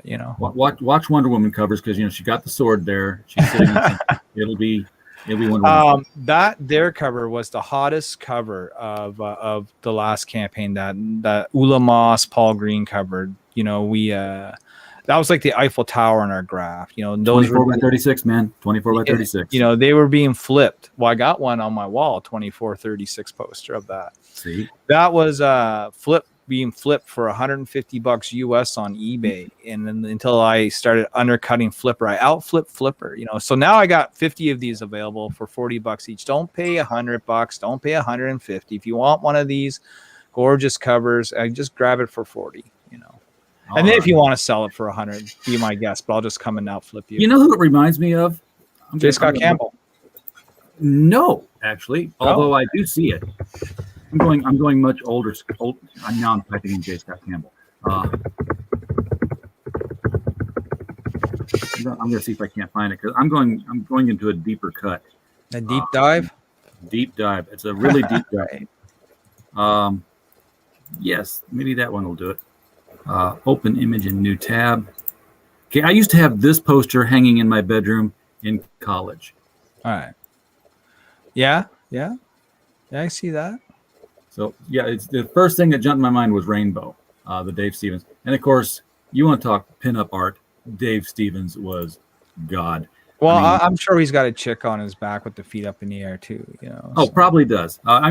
Dave Stevens is the reason why comic book communities know who Betty Page is. Mm-hmm. Because he brought her basically back out of obscurity and put her into comics with the Rocketeer. Yeah, Bionic Bra says the tape belt was more alluring on the RB White piece. The reason why we didn't go with that is just because I thought it looked too BDMSM, Yeah. And that's not what Niobe is, you know what I mean? Like, but we do know what Bionic Bra's into now, so yeah, you man. When you like to get whipped, brother, right? Self-revealing there, man. Right? RB White full version, says Max. Yeah, Max, how come you're not on here? It's open mic night, You notice how I showed up and Max was right behind me, right? I messaged Max and I'm like, Max, I'm tired tonight. I don't think I'm going to do a show. And then 15 minutes later, I click on your link. just in time to see us. You know what I mean?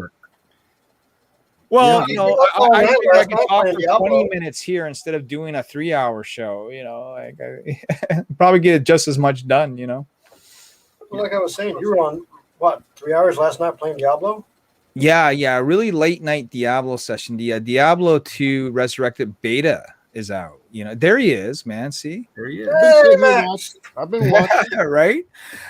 So I played that for a bit just to check it out. The problem is that your character doesn't carry over. So whatever you do in the beta just gets wiped anyway. So like you get to play it for a few hours, yay. But there's no sense really going hardcore into it because product placement, because nothing gets saved. So No, I was at work when we were on, so I was like watching it, and I was like, oh, okay, he's on. I'll just jump in real quick, drop a message on, and keep going. It's a pretty game, obviously it's graphically enhanced a bit, but it feels and sounds just like Diablo 2 that you remember, Is the AI still stupid and you can just stand in the door and fight them?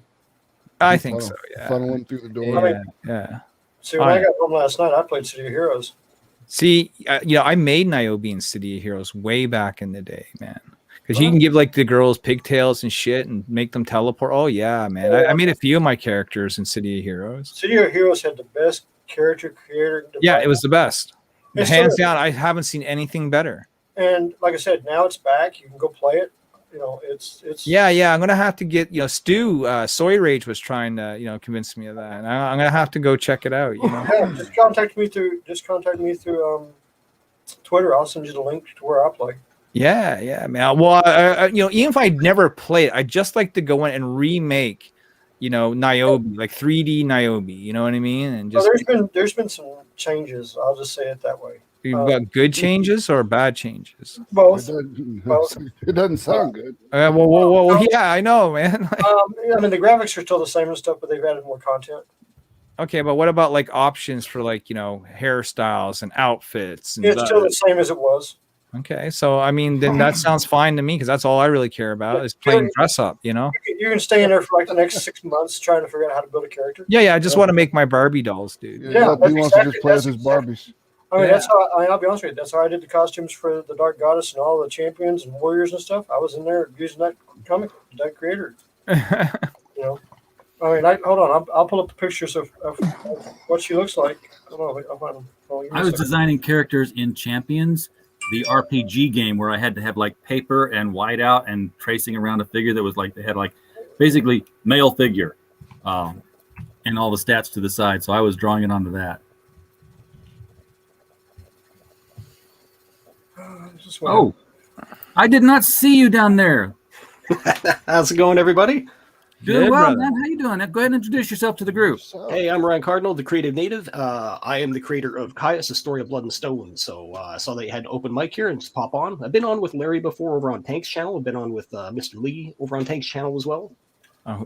Tank Ferret? Yeah. Yeah, okay, there you go. Yeah, brother. Okay, take a look at that, RJ. Got it. Okay.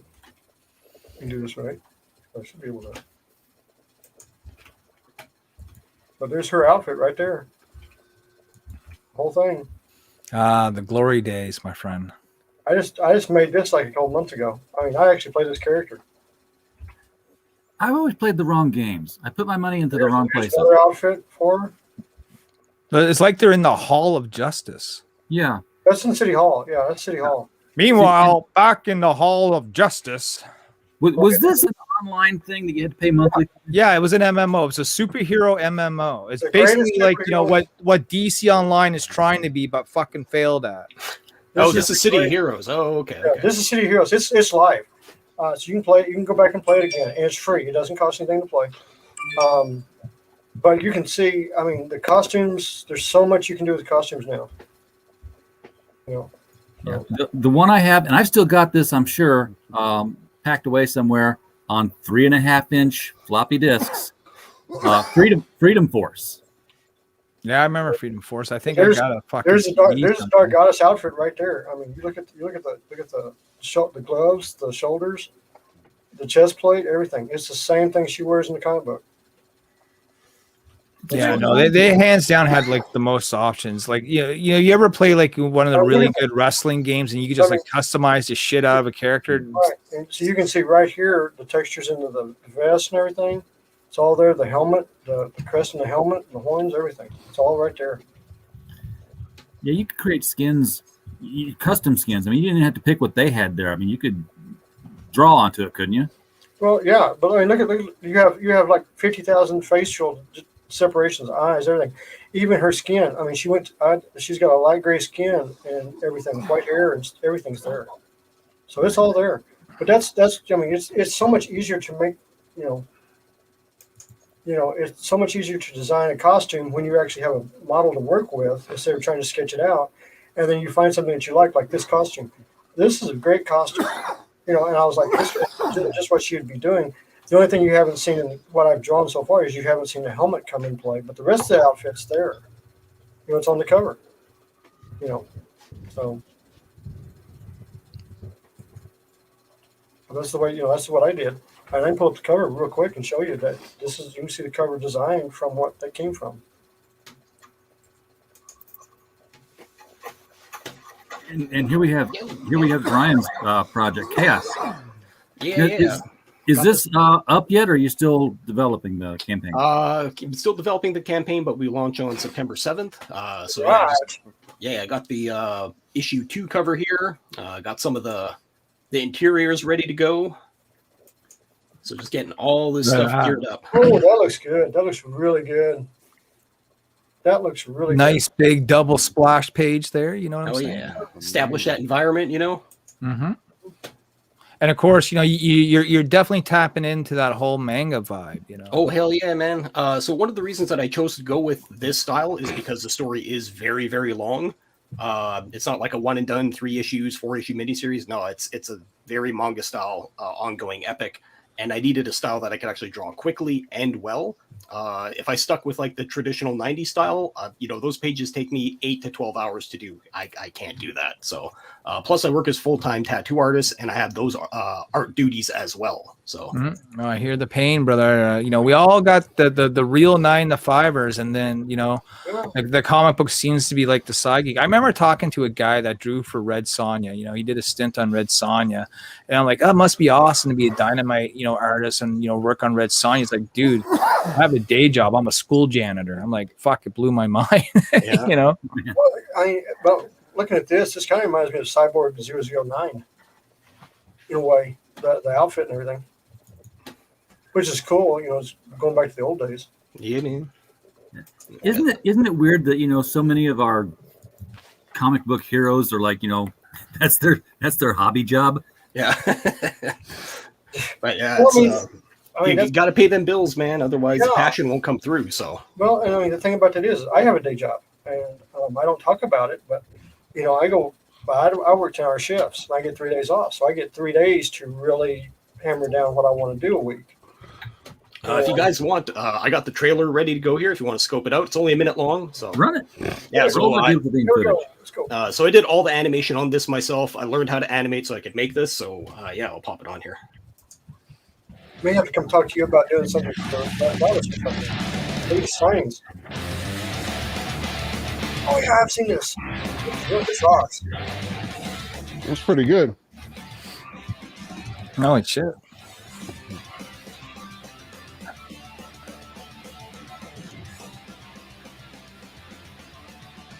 I look at this and I think one thing. Well, I think 2 things. I think A, it's cool, but B, I think, God, this must have cost a fortune that made.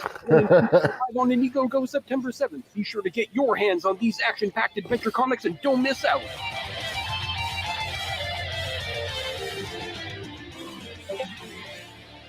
It's what we need, Max. We need our own cartoon. Okay. Shit, that'd be So, badass. so but September all right, 7th is Somebody a is fixing to do Tuesday. some business. I can tell you that right now because nobody's talking about it.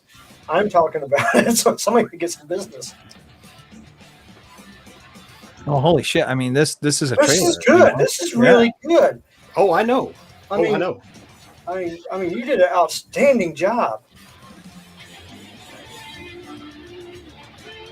Why It's like- isn't it in color? Well, Who that was cares? going to be one of my questions. So at least the cover, you know what I mean? I'm just joking around. Well, the comic book is manga. It's all black and white, so that's why I stuck with it Yeah. that way. So Yeah, plus, I when you're know. dealing with I was color, just- there's so much more you have to do in the animation process. So anything I could eliminate for like I said, this is the first thing I've ever done. So for me to eliminate as much problems, I was like, yeah, get rid of those. Just stick with black and gray because Yeah. the book's black and gray.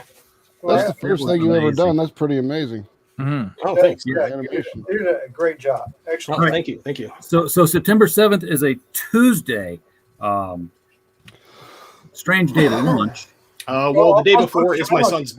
The day before is my son's birthday, so I ain't watching on my son's birthday. All right. So I'm going to put you down for 7 o'clock Central Time, 8 p.m. Eastern to come on the show.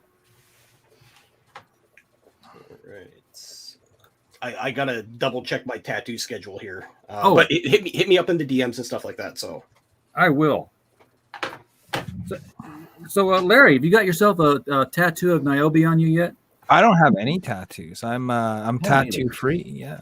No, I don't do Weak. tattoos. I got too many scars as it is. Well, you know, A, I'm scared of the pain. And B, once you throw something on there, it's on there for life. And I just never had the will to permanently you put something on my body yet. If I was to get a tattoo, yes, it definitely would be Niobe. See, The thing is, now you've seen so many cool once, pictures of Niobe. that you'd once, be, once you get one, Yeah, I know what you're gonna happened. you gotta get another one. Yeah, I know. know. The amount of times I've heard like, oh no, I'm just getting the one. I was like, all right, I'll see it about a month and a half. Yeah. yeah. Just something small, tasteful, out of the way. Yep. That's how it starts. And the next thing you know, I was like, I think I'm going to get my whole chest done. How about that? Okay, Yeah. I managed to wanted to- avoid, the high school tattoos. Like my brother, had like Aussie, fucking, tattooed on his fingers and, Oh, yeah. all that stuff. I managed to escape all that too. I knew a guy who owned a Homemade comic shop in guns North and stuff. Carolina. He had the Superman diamond got tattooed on his chest. Yeah, Like, man. Oh, full dude, chest? I had this guy from the Philippines show up, and he's like, I need this covered up. I'm like, all right, what do you got? And he's like, I'm just gonna warn you, it's really bad. It's really bad. I'm like, okay, I've seen some really bad tattoos. And he pulls up his shirt, and it's the full size Superman S shield on his chest, but it's the blue Superman. Oh no, the electric one. Yeah, it's the electric one. Oh god. And it gets even worse. Is it is big, thick, like black, like there's I'm looking at this thing, I'm like, oh my god, there's no way I can fix this. Like, and he's like, can we just clean it up a bit? I'm like, no, man, you got to go get lasering done. This is a nightmare. I was like, what caused you to get this? He's like, well, I was partying in the Philippines and I passed out and the tattoo artist just went to town and I just said I wanted a Superman thing. And yeah, I woke up with this. I was like, oh my god. It's like if you woke up with the traditional one. Okay, I'll live with that. Everyone knows what that is. But the blue electric one, I was just Oh man. Ooh. Whew. Horrible tattoo to get. oh yeah. I was my wife's guinea pig while she was learning to get going through her Oh god. whatever they call it, the Apprenticeship. apprenticeship, yeah. And I've got one that's really bad, but she got really good and did my sleeve and everything. Yep. So- That's usually how it goes. Yeah, you sacrifice a leg, spots where you can Yep. cover up. Yep, that's exactly what I did. Yeah. Have you ever tattooed yourself? Oh yeah. Okay. Yeah, but uh, I've been doing this for like 20 plus years, but I don't look the part, So when everyone comes in for a tattoo, they're like, "Oh, who's my artist?" I'm like, "Oh, that's me," and they're like, they give me the once over, like the cyborg scan, like he's got nothing on him. Where's your tattoos? Yeah, and I came up in like the last stage of the biker era, so like the very last stage of it being like all biker owned, and their whole scene is like, no, you don't get anything outside unless you're 100% covered up on this stuff. So it's like, oh, okay. But now it's the exact opposite. I got kids coming to me that are like, just turned 18 and they're like, yo, I want this big spider on my throat. And I'm like, get out of here. Like, I can't like the throat sleeve tattoos. I hate them. I think they look stupid. if done properly, but the thing is, that's what they're getting first, So yeah, I'm just like, no, you work up to that. Like, I would want something that didn't look like a tattoo at first, like one of those, like when you're looking on Twitter at this sidewalk art and it looks like oh, if I step here, I'm going to fall into it. Yeah, I want optical illusion body art. there's a couple of pieces like that. There's some really neat graffiti ones like that. But like I've had to deal with people coming in specifically asking like, I don't want it to look like this thing, but if you look at it from the right angle, it looks like this thing. And I'm like, it's not going to work the way you think it's going to work because you're dealing with a 2-dimensional object on a 3-dimensional surface. Yeah. So there's only so much you're going to get away with. Well, make it look like the top of my head's cut off and my brain is just kind of sticking out there. It would be. I've seen that. I saw a biomechanical one that was really cool. It was over the heart, and it looked like the skin was torn away, and it was actually it was done really well to look like it looked. The 3-dimensional stuff in the art was fantastic. The color, man. just popped it out. What the guys can do now is like night and day, even from 5-10 years ago. Like the quality and level of artists has increased exponentially because you have a bunch of people like me enjoying comic books that get into that scene and then just start pulling stuff from that entire tattoo scene into what they do, and next thing you know, you got people doing awesome stuff. Yeah. I just really want a full body tattoo of myself, only taller and better looking. Get some shading, get some abs going on, Yeah. Can I get some abs? Perfect. Max is hitting the vape part again there. Yep. That's what you think it is. That's what I'm saying it is. That's what I'm saying it is.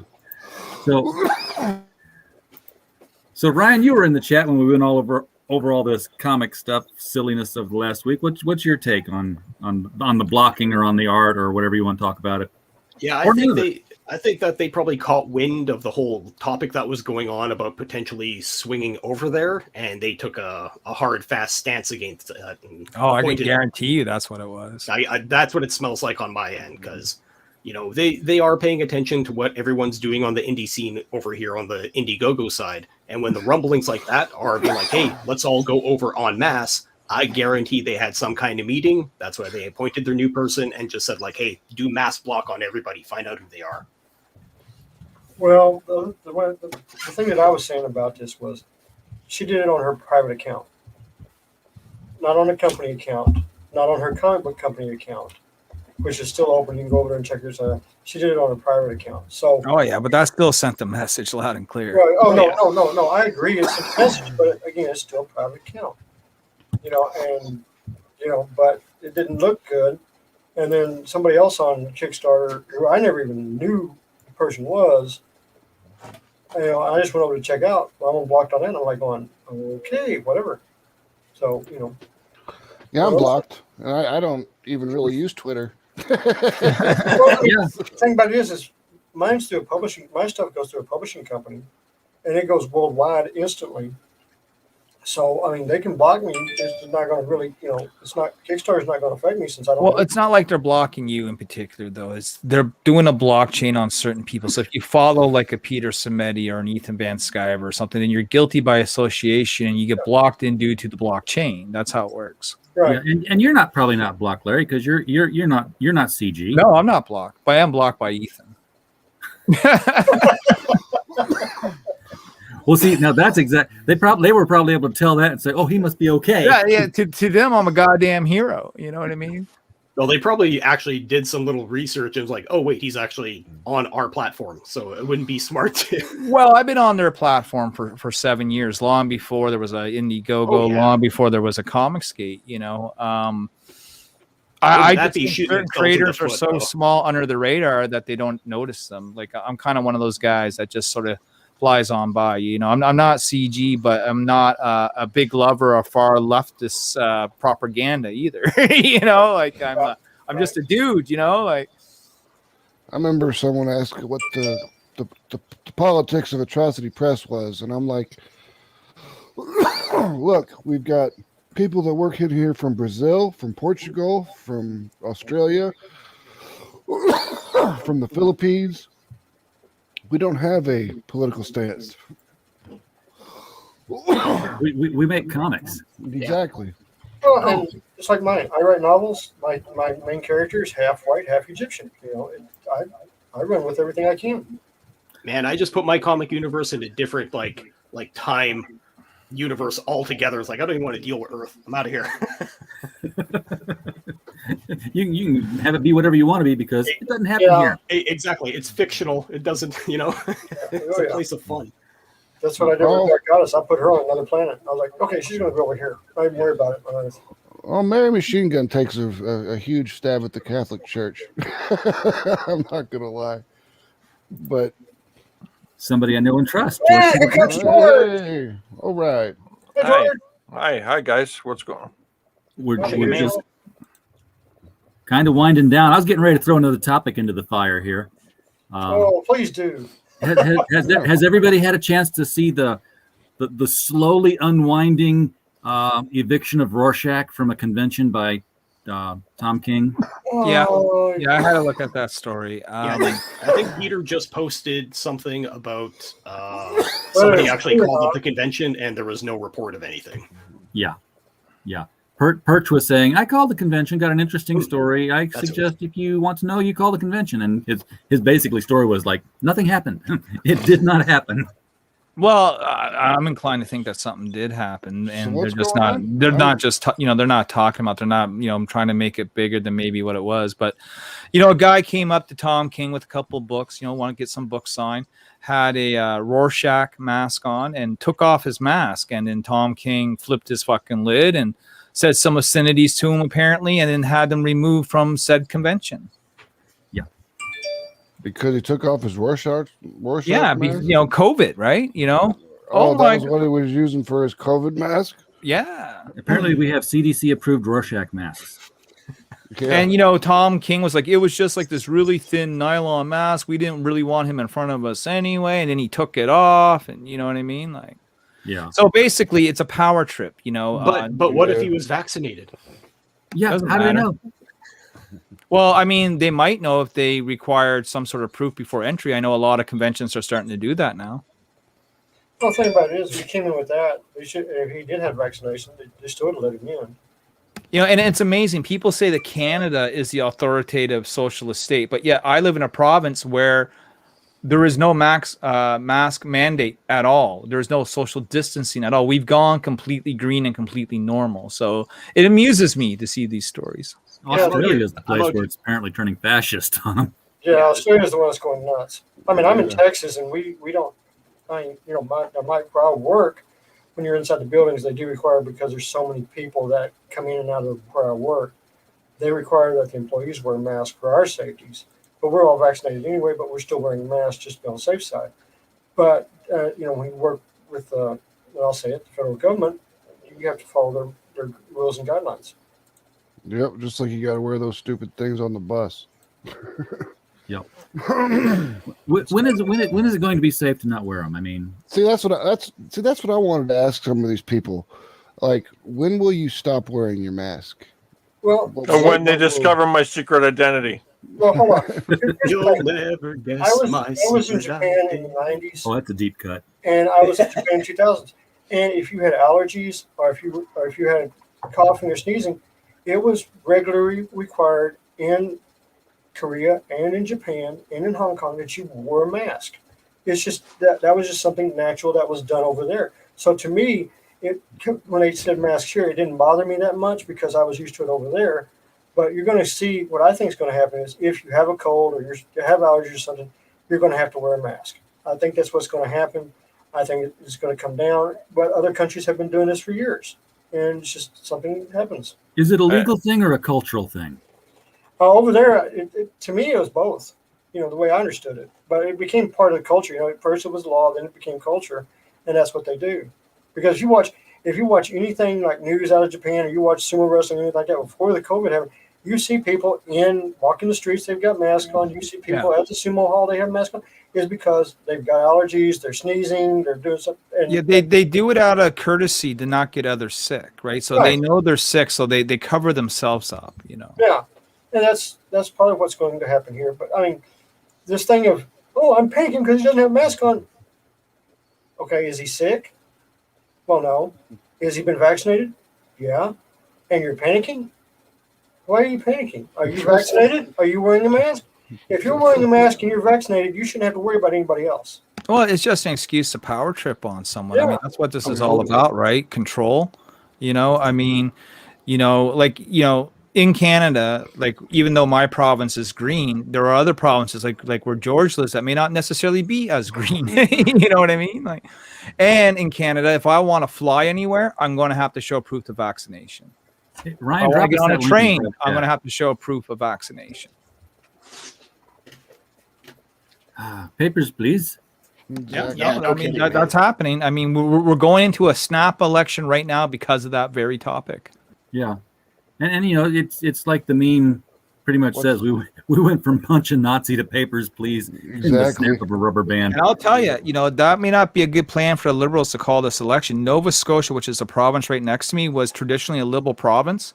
Conservatives took it over by a landslide last week. You know what I mean? Well, yeah, because people get put. What's a snap election? A snap election is like when the prime minister decides he's going to call an election to turn his minority government into a majority government if he can. It's like a parliament system. Yeah, and Yeah, if that so- happens, it becomes a and then- dictatorship. It literally becomes a dictatorship. Yeah, then and the if key it doesn't work out and like he ends up losing stuff. No. The key thing is when he calls a snap election, he looks at the polls and he sees that he will most likely win. That's when he calls it. Yeah, when he thinks it's in his favor and it's going to benefit him. But the chances are that this could backfire. You know what I mean? Yeah. Yeah, polls aren't always right. I never did trust. Well, that, there's Justin. always that silent majority. I mean, the Liberals thought they were going to take Nova Scotia, and the Conservatives took 30 seats to the Liberals 15. Yeah. That's the That's thing. double the Everybody- amount. Nothing Everybody- more riveting than everybody looks Canadian online. politics. And a lot of the voters and stuff aren't online. They don't get on Twitter. They don't get on Facebook. They sit back. They wait. They listen. They live in a woodshed with a generator. Well, hey, my Yeah, we middle got our brother- igloos, man. My gas generator, and I'm just making my moccasins now with the pet beaver, eh? Oh, are you chewing?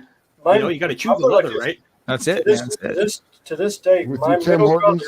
brother, Right, brother. Your coffee. he's not on Facebook and he's not on Twitter. He's not on any social media.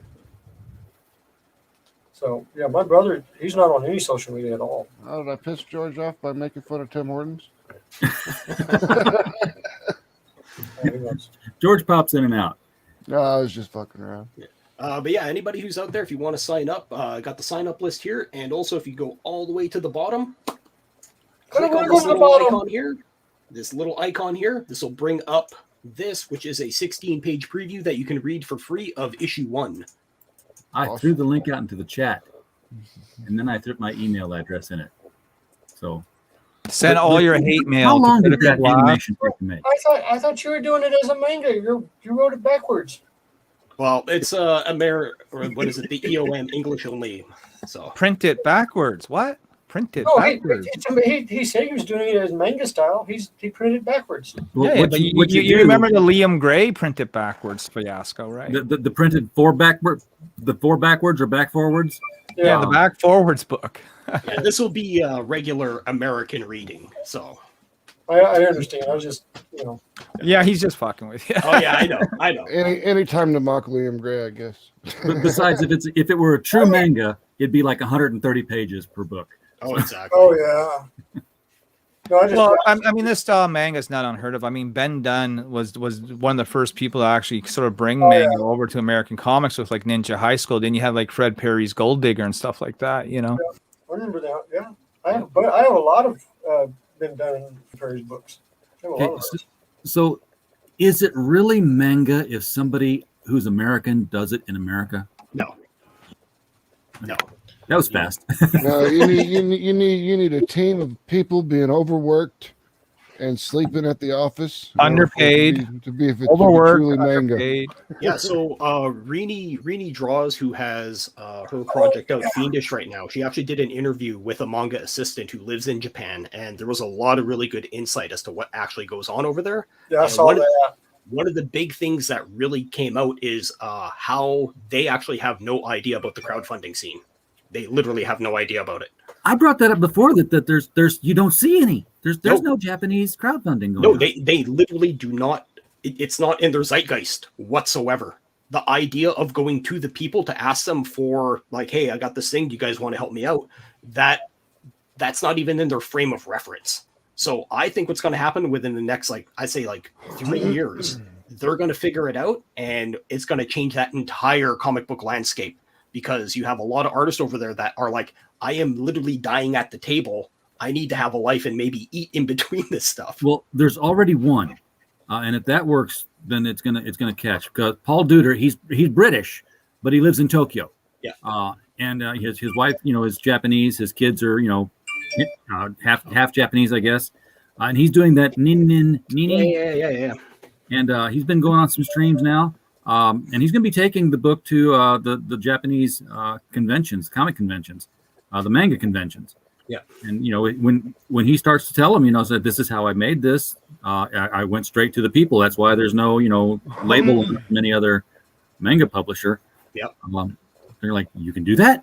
Yep. Well, the other thing that I found out too is because everybody vies for, like if I get the publisher, then I'll get the deal and then I'll actually make money off this thing. But you also have to hire your assistants to get that stuff done. So your background artists, your halftone people, that's essentially your colorists. Yep. When they say that you get hired by Shonen or something like that, that's like, their big one.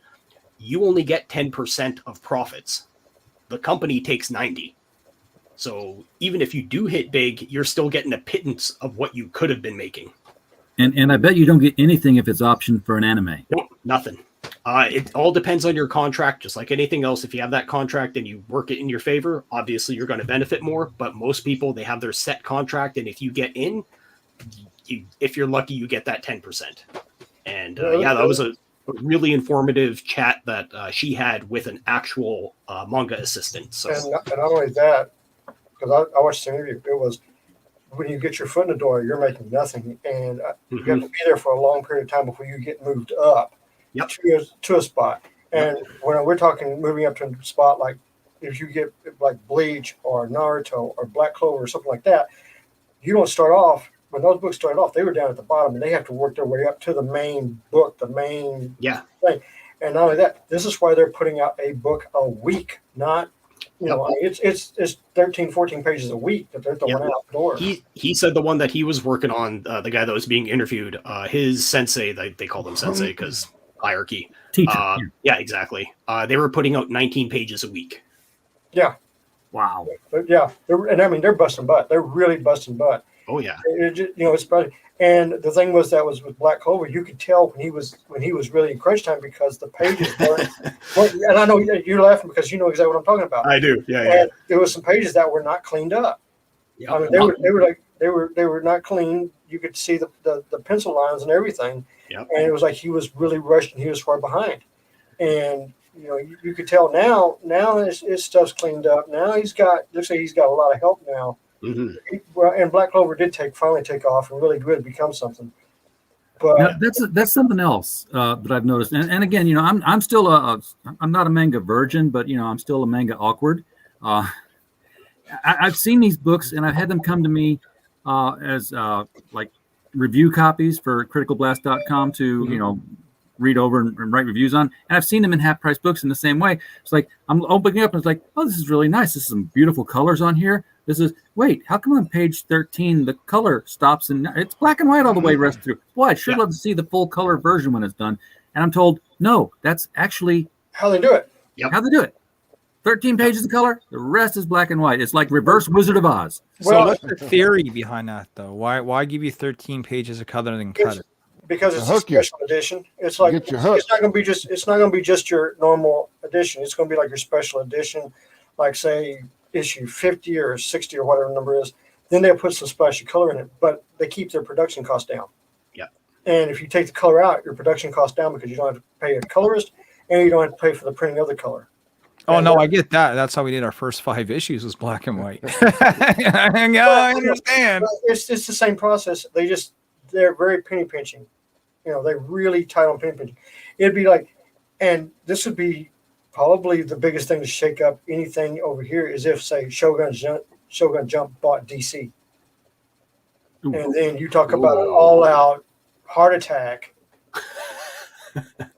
Yeah, I know I saw. Yeah, you're laughing. You know exactly what I'm talking about. Oh yeah. It would be a total, complete flip over, destruction of anything DC has in mind. And well, DC has dabbled already in the manga genre. They've had that weird Batman Joker manga book out and stuff like that. Yeah, I mean they're starting to go to manga, and now they're running your webtoons. But I'm saying if the Japanese company bought DC, then you would see a complete change in mindset, and I would think you would see a complete change in how the books are done. Yeah, there was a. And I still don't think anyone would buy them, even if it was manga, even if it was made by manga people, because I think that the younger generation just doesn't care for the American superhero genre. They like to watch it in the movies and maybe on a cartoon, sure, but they don't care about reading it anymore. They look at it as old and antiquated, and that's your dad's stuff, like. Well, kind of, sort of, but on that argument, look at My Hero Academia. Yeah, but that's not And that's all that's That's around not Batman. I'm talking about like the characters that have been around for 80 years. You know, the younger generation just doesn't care about buying comic books about Superman and Batman anymore. They just don't. They don't care. No, but they would own the IPs, because the wouldn't they? stories have been bad, you know. Well, no, but I mean, they've tried to do it in the manga style. They tried to switch up the story. They've experimented with the ball, and none of it has worked. And I don't think it's because of the way it's presented. I just don't think that kids care about something that's been around for the last 80 years. They want something that's not, read by your dad. Oh, my dad reads Batman. That's so uncool. I go for Hero Academia. That's fresh and hip. Like. That's understand right too. on the head. Like my kid, ever since he was small, tried to get him into Spider-Man, Batman, Superman, all this stuff. He could care less. But as soon as he found manga and anime, right over there, there's something in the way that those stories are told that strikes a chord with that age group. And my son, he was actually into Batman and Superman books and stuff like that, Chip and Dale's, when he was little. And then as he grew up, when I don't know, maybe about 10 or 12, he started reading stuff like what the hell is it? God damn it, he talks about it all the time. They have things called stands, and they can do JoJo's Bizarre Adventure, yeah. And he that's what entered him into being a weeb. My son didn't like superhero comics. He would read all the Archie digests, and then when he found Beyblade was his jam for a while there on anime, he would start to watch that, and of course we had to buy all the Beyblade toys. Here's another thing I've noticed also. If you go look at Indiegogo, how many comic books are on Indiegogo that are your classic, basic superhero story? I mean, I have to say, none of mine. Even the Dark Goddess. It's not one. My books are not one. My books are horror. I wouldn't. It's not any of that. And you look at Cyber Frog and these other books that, like I said, I just picked up. Mermaids, which that's not superhero. And then you got War Party. Well, that's Native American werewolf. Stuff like that.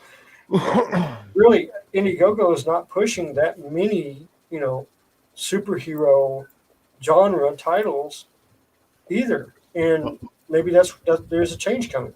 Well, I think it also has to do with the fact that like Marvel and DC are locked up with two mega corporations, and it almost is like that's over there now. Let's be over here and do our thing, and that's the vibe that I'm getting from a lot of the creators. It's kind of telling here that I just went ahead and did a search on Indiegogo for superhero, just to see what pops up. And the first book that pops up is Spells and Superheroes, which is a fun-looking book, and they're funded 114%. And that would be it's a little mini comic sort of thing. But number 3 is a film called Not a Superhero. Number 5 is The Last Superhero. It's almost like there's this subtle messaging coming through here that's saying, hey, we're on our way out. Number 9, Starkeeper, a new kind of superhero. I mean, Mary is a super being. She's faster and stronger and can live longer and do all these super cool things. And she's a hero, but she's not your standard superhero, And she's not an anti-hero, but she's not a superhero, really. I mean, I don't know. I don't know how would you explain it, Larry? You think that she's a superhero? She's a hero. Yeah, it's like, would you call Evangeline a superhero? And she's you know what I mean? Right. Yeah. She's a hero and she's super, but she's not a superhero. I mean, you're not dealing with the superhero storyline. You're dealing with a religious order storyline that deals with supernatural creatures. It kind of falls in a different genre from a superhero genre. Yeah. Where Niobe's a straight up superhero. She's a sexy superhero, but it's a straight up superhero. You know what I mean? Yeah. Number 4 on the list, by the way, was a book that says it's funding, also says it's ended, called Empire of the Superheroes. Made 13% of its goal before it died, by Mark Cadavaz and Mark S. Zaid, Esquire. It's a familiar name. Yeah, that's what I was thinking. But yeah, so superheroes not doing well on Indiegogo at all. Well, I mean, I think John Malin's God character is possibly a superhero book, but I'm not sure. The company man is a superhero story. You've got the Company Man, you've got the Colossals, you've got Peregrine Wings of the Falcon. It's out there. But I mean, it's not. The Incredibles is a superhero story that was an animated cartoon, and that did really well. Well, well, it was Fantastic Four. Yeah, that's all it was Fantastic Four. Yeah. Well, I mean, come on, how they're just going to steal what they can. Yeah, of course. It's what the Fantastic Four should have been. Yeah. Oh, what do you mean? That last movie was perfect. They made a better Fantastic Four movie than they could make a Fantastic Four movie. Well, hey, Disney owns Marvel. Why can't we? Who would not go see a Disney Pixar Marvel project? Well, we've kind of seen not Pixar, but we've seen like animated Marvel project in the big screen. It was called Into the Spider-Verse, and it was pretty cool, actually. That that was cool. Yeah, that was Sony. That wasn't Disney. No, but what I'm saying is animated Marvel isn't like a new thing. No, animated Marvel, they can be done. I mean, even Warner Brothers with their DC runs have been good. Some have been bad, some have been good. My little kid was watching it was like a Captain America Iron Man animated. Yeah, I've seen that. It's bad. They've done a number of them that went straight to DVD. Wasn't that great? There was like the Hulk Wolverine one. There was one with Black Widow and the Punisher. There was a couple. They call them motion comics or something. Yeah, well, these were these were not motion comics, but they were straight out. There's a couple of Avengers cartoons that are full length animated things that were on DVD. Not too bad. Although I kind of missed the Marvel Superheroes show where they were all drawn chibi style and kind of cracking jokes. I miss the '90s X-Men stuff because it looked good. Rogue's butt. Yep, that's all you need. Oh, actually, the one I wish they had continued was that one shot they did back in like the mid '80s. Oh, that was bad, man. Yeah, that was like with the Australian Wolverine.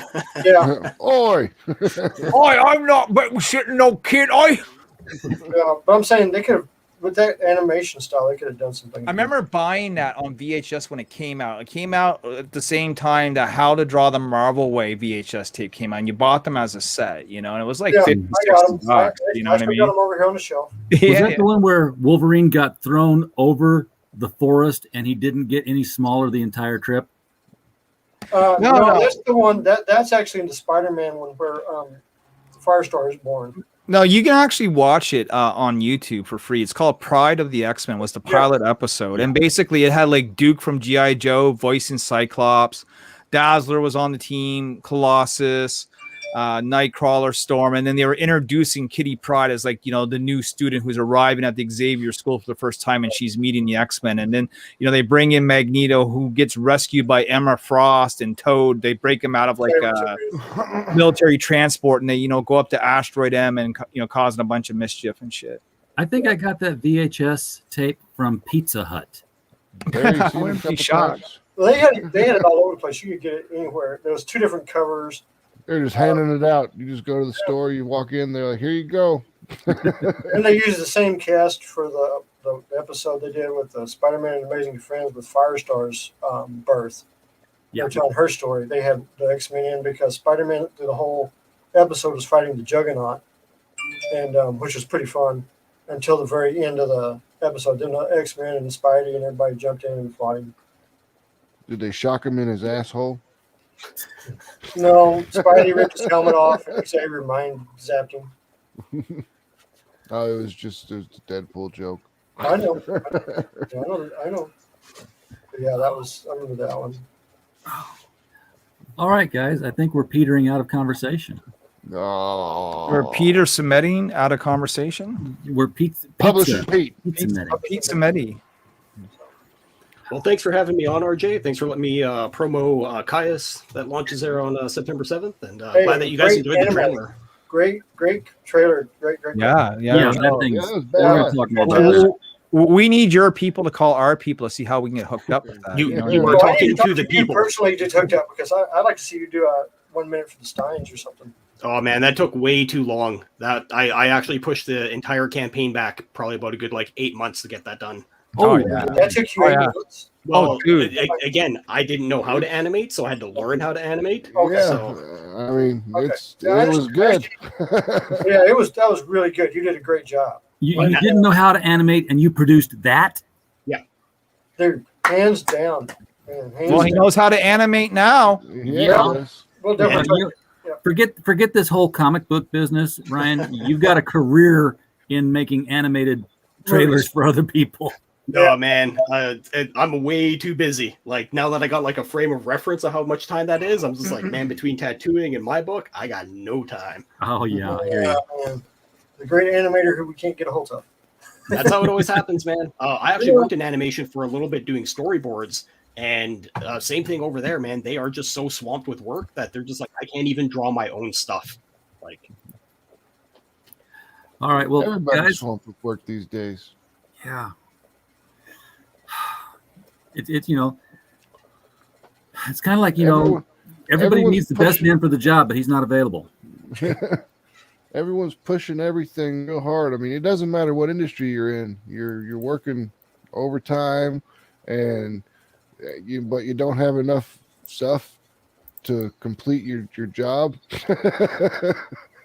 Yep. Because there's shortages on everything. All right, guys. Well, thank you all for popping in. It's been some fun conversation. Good. It was a good time.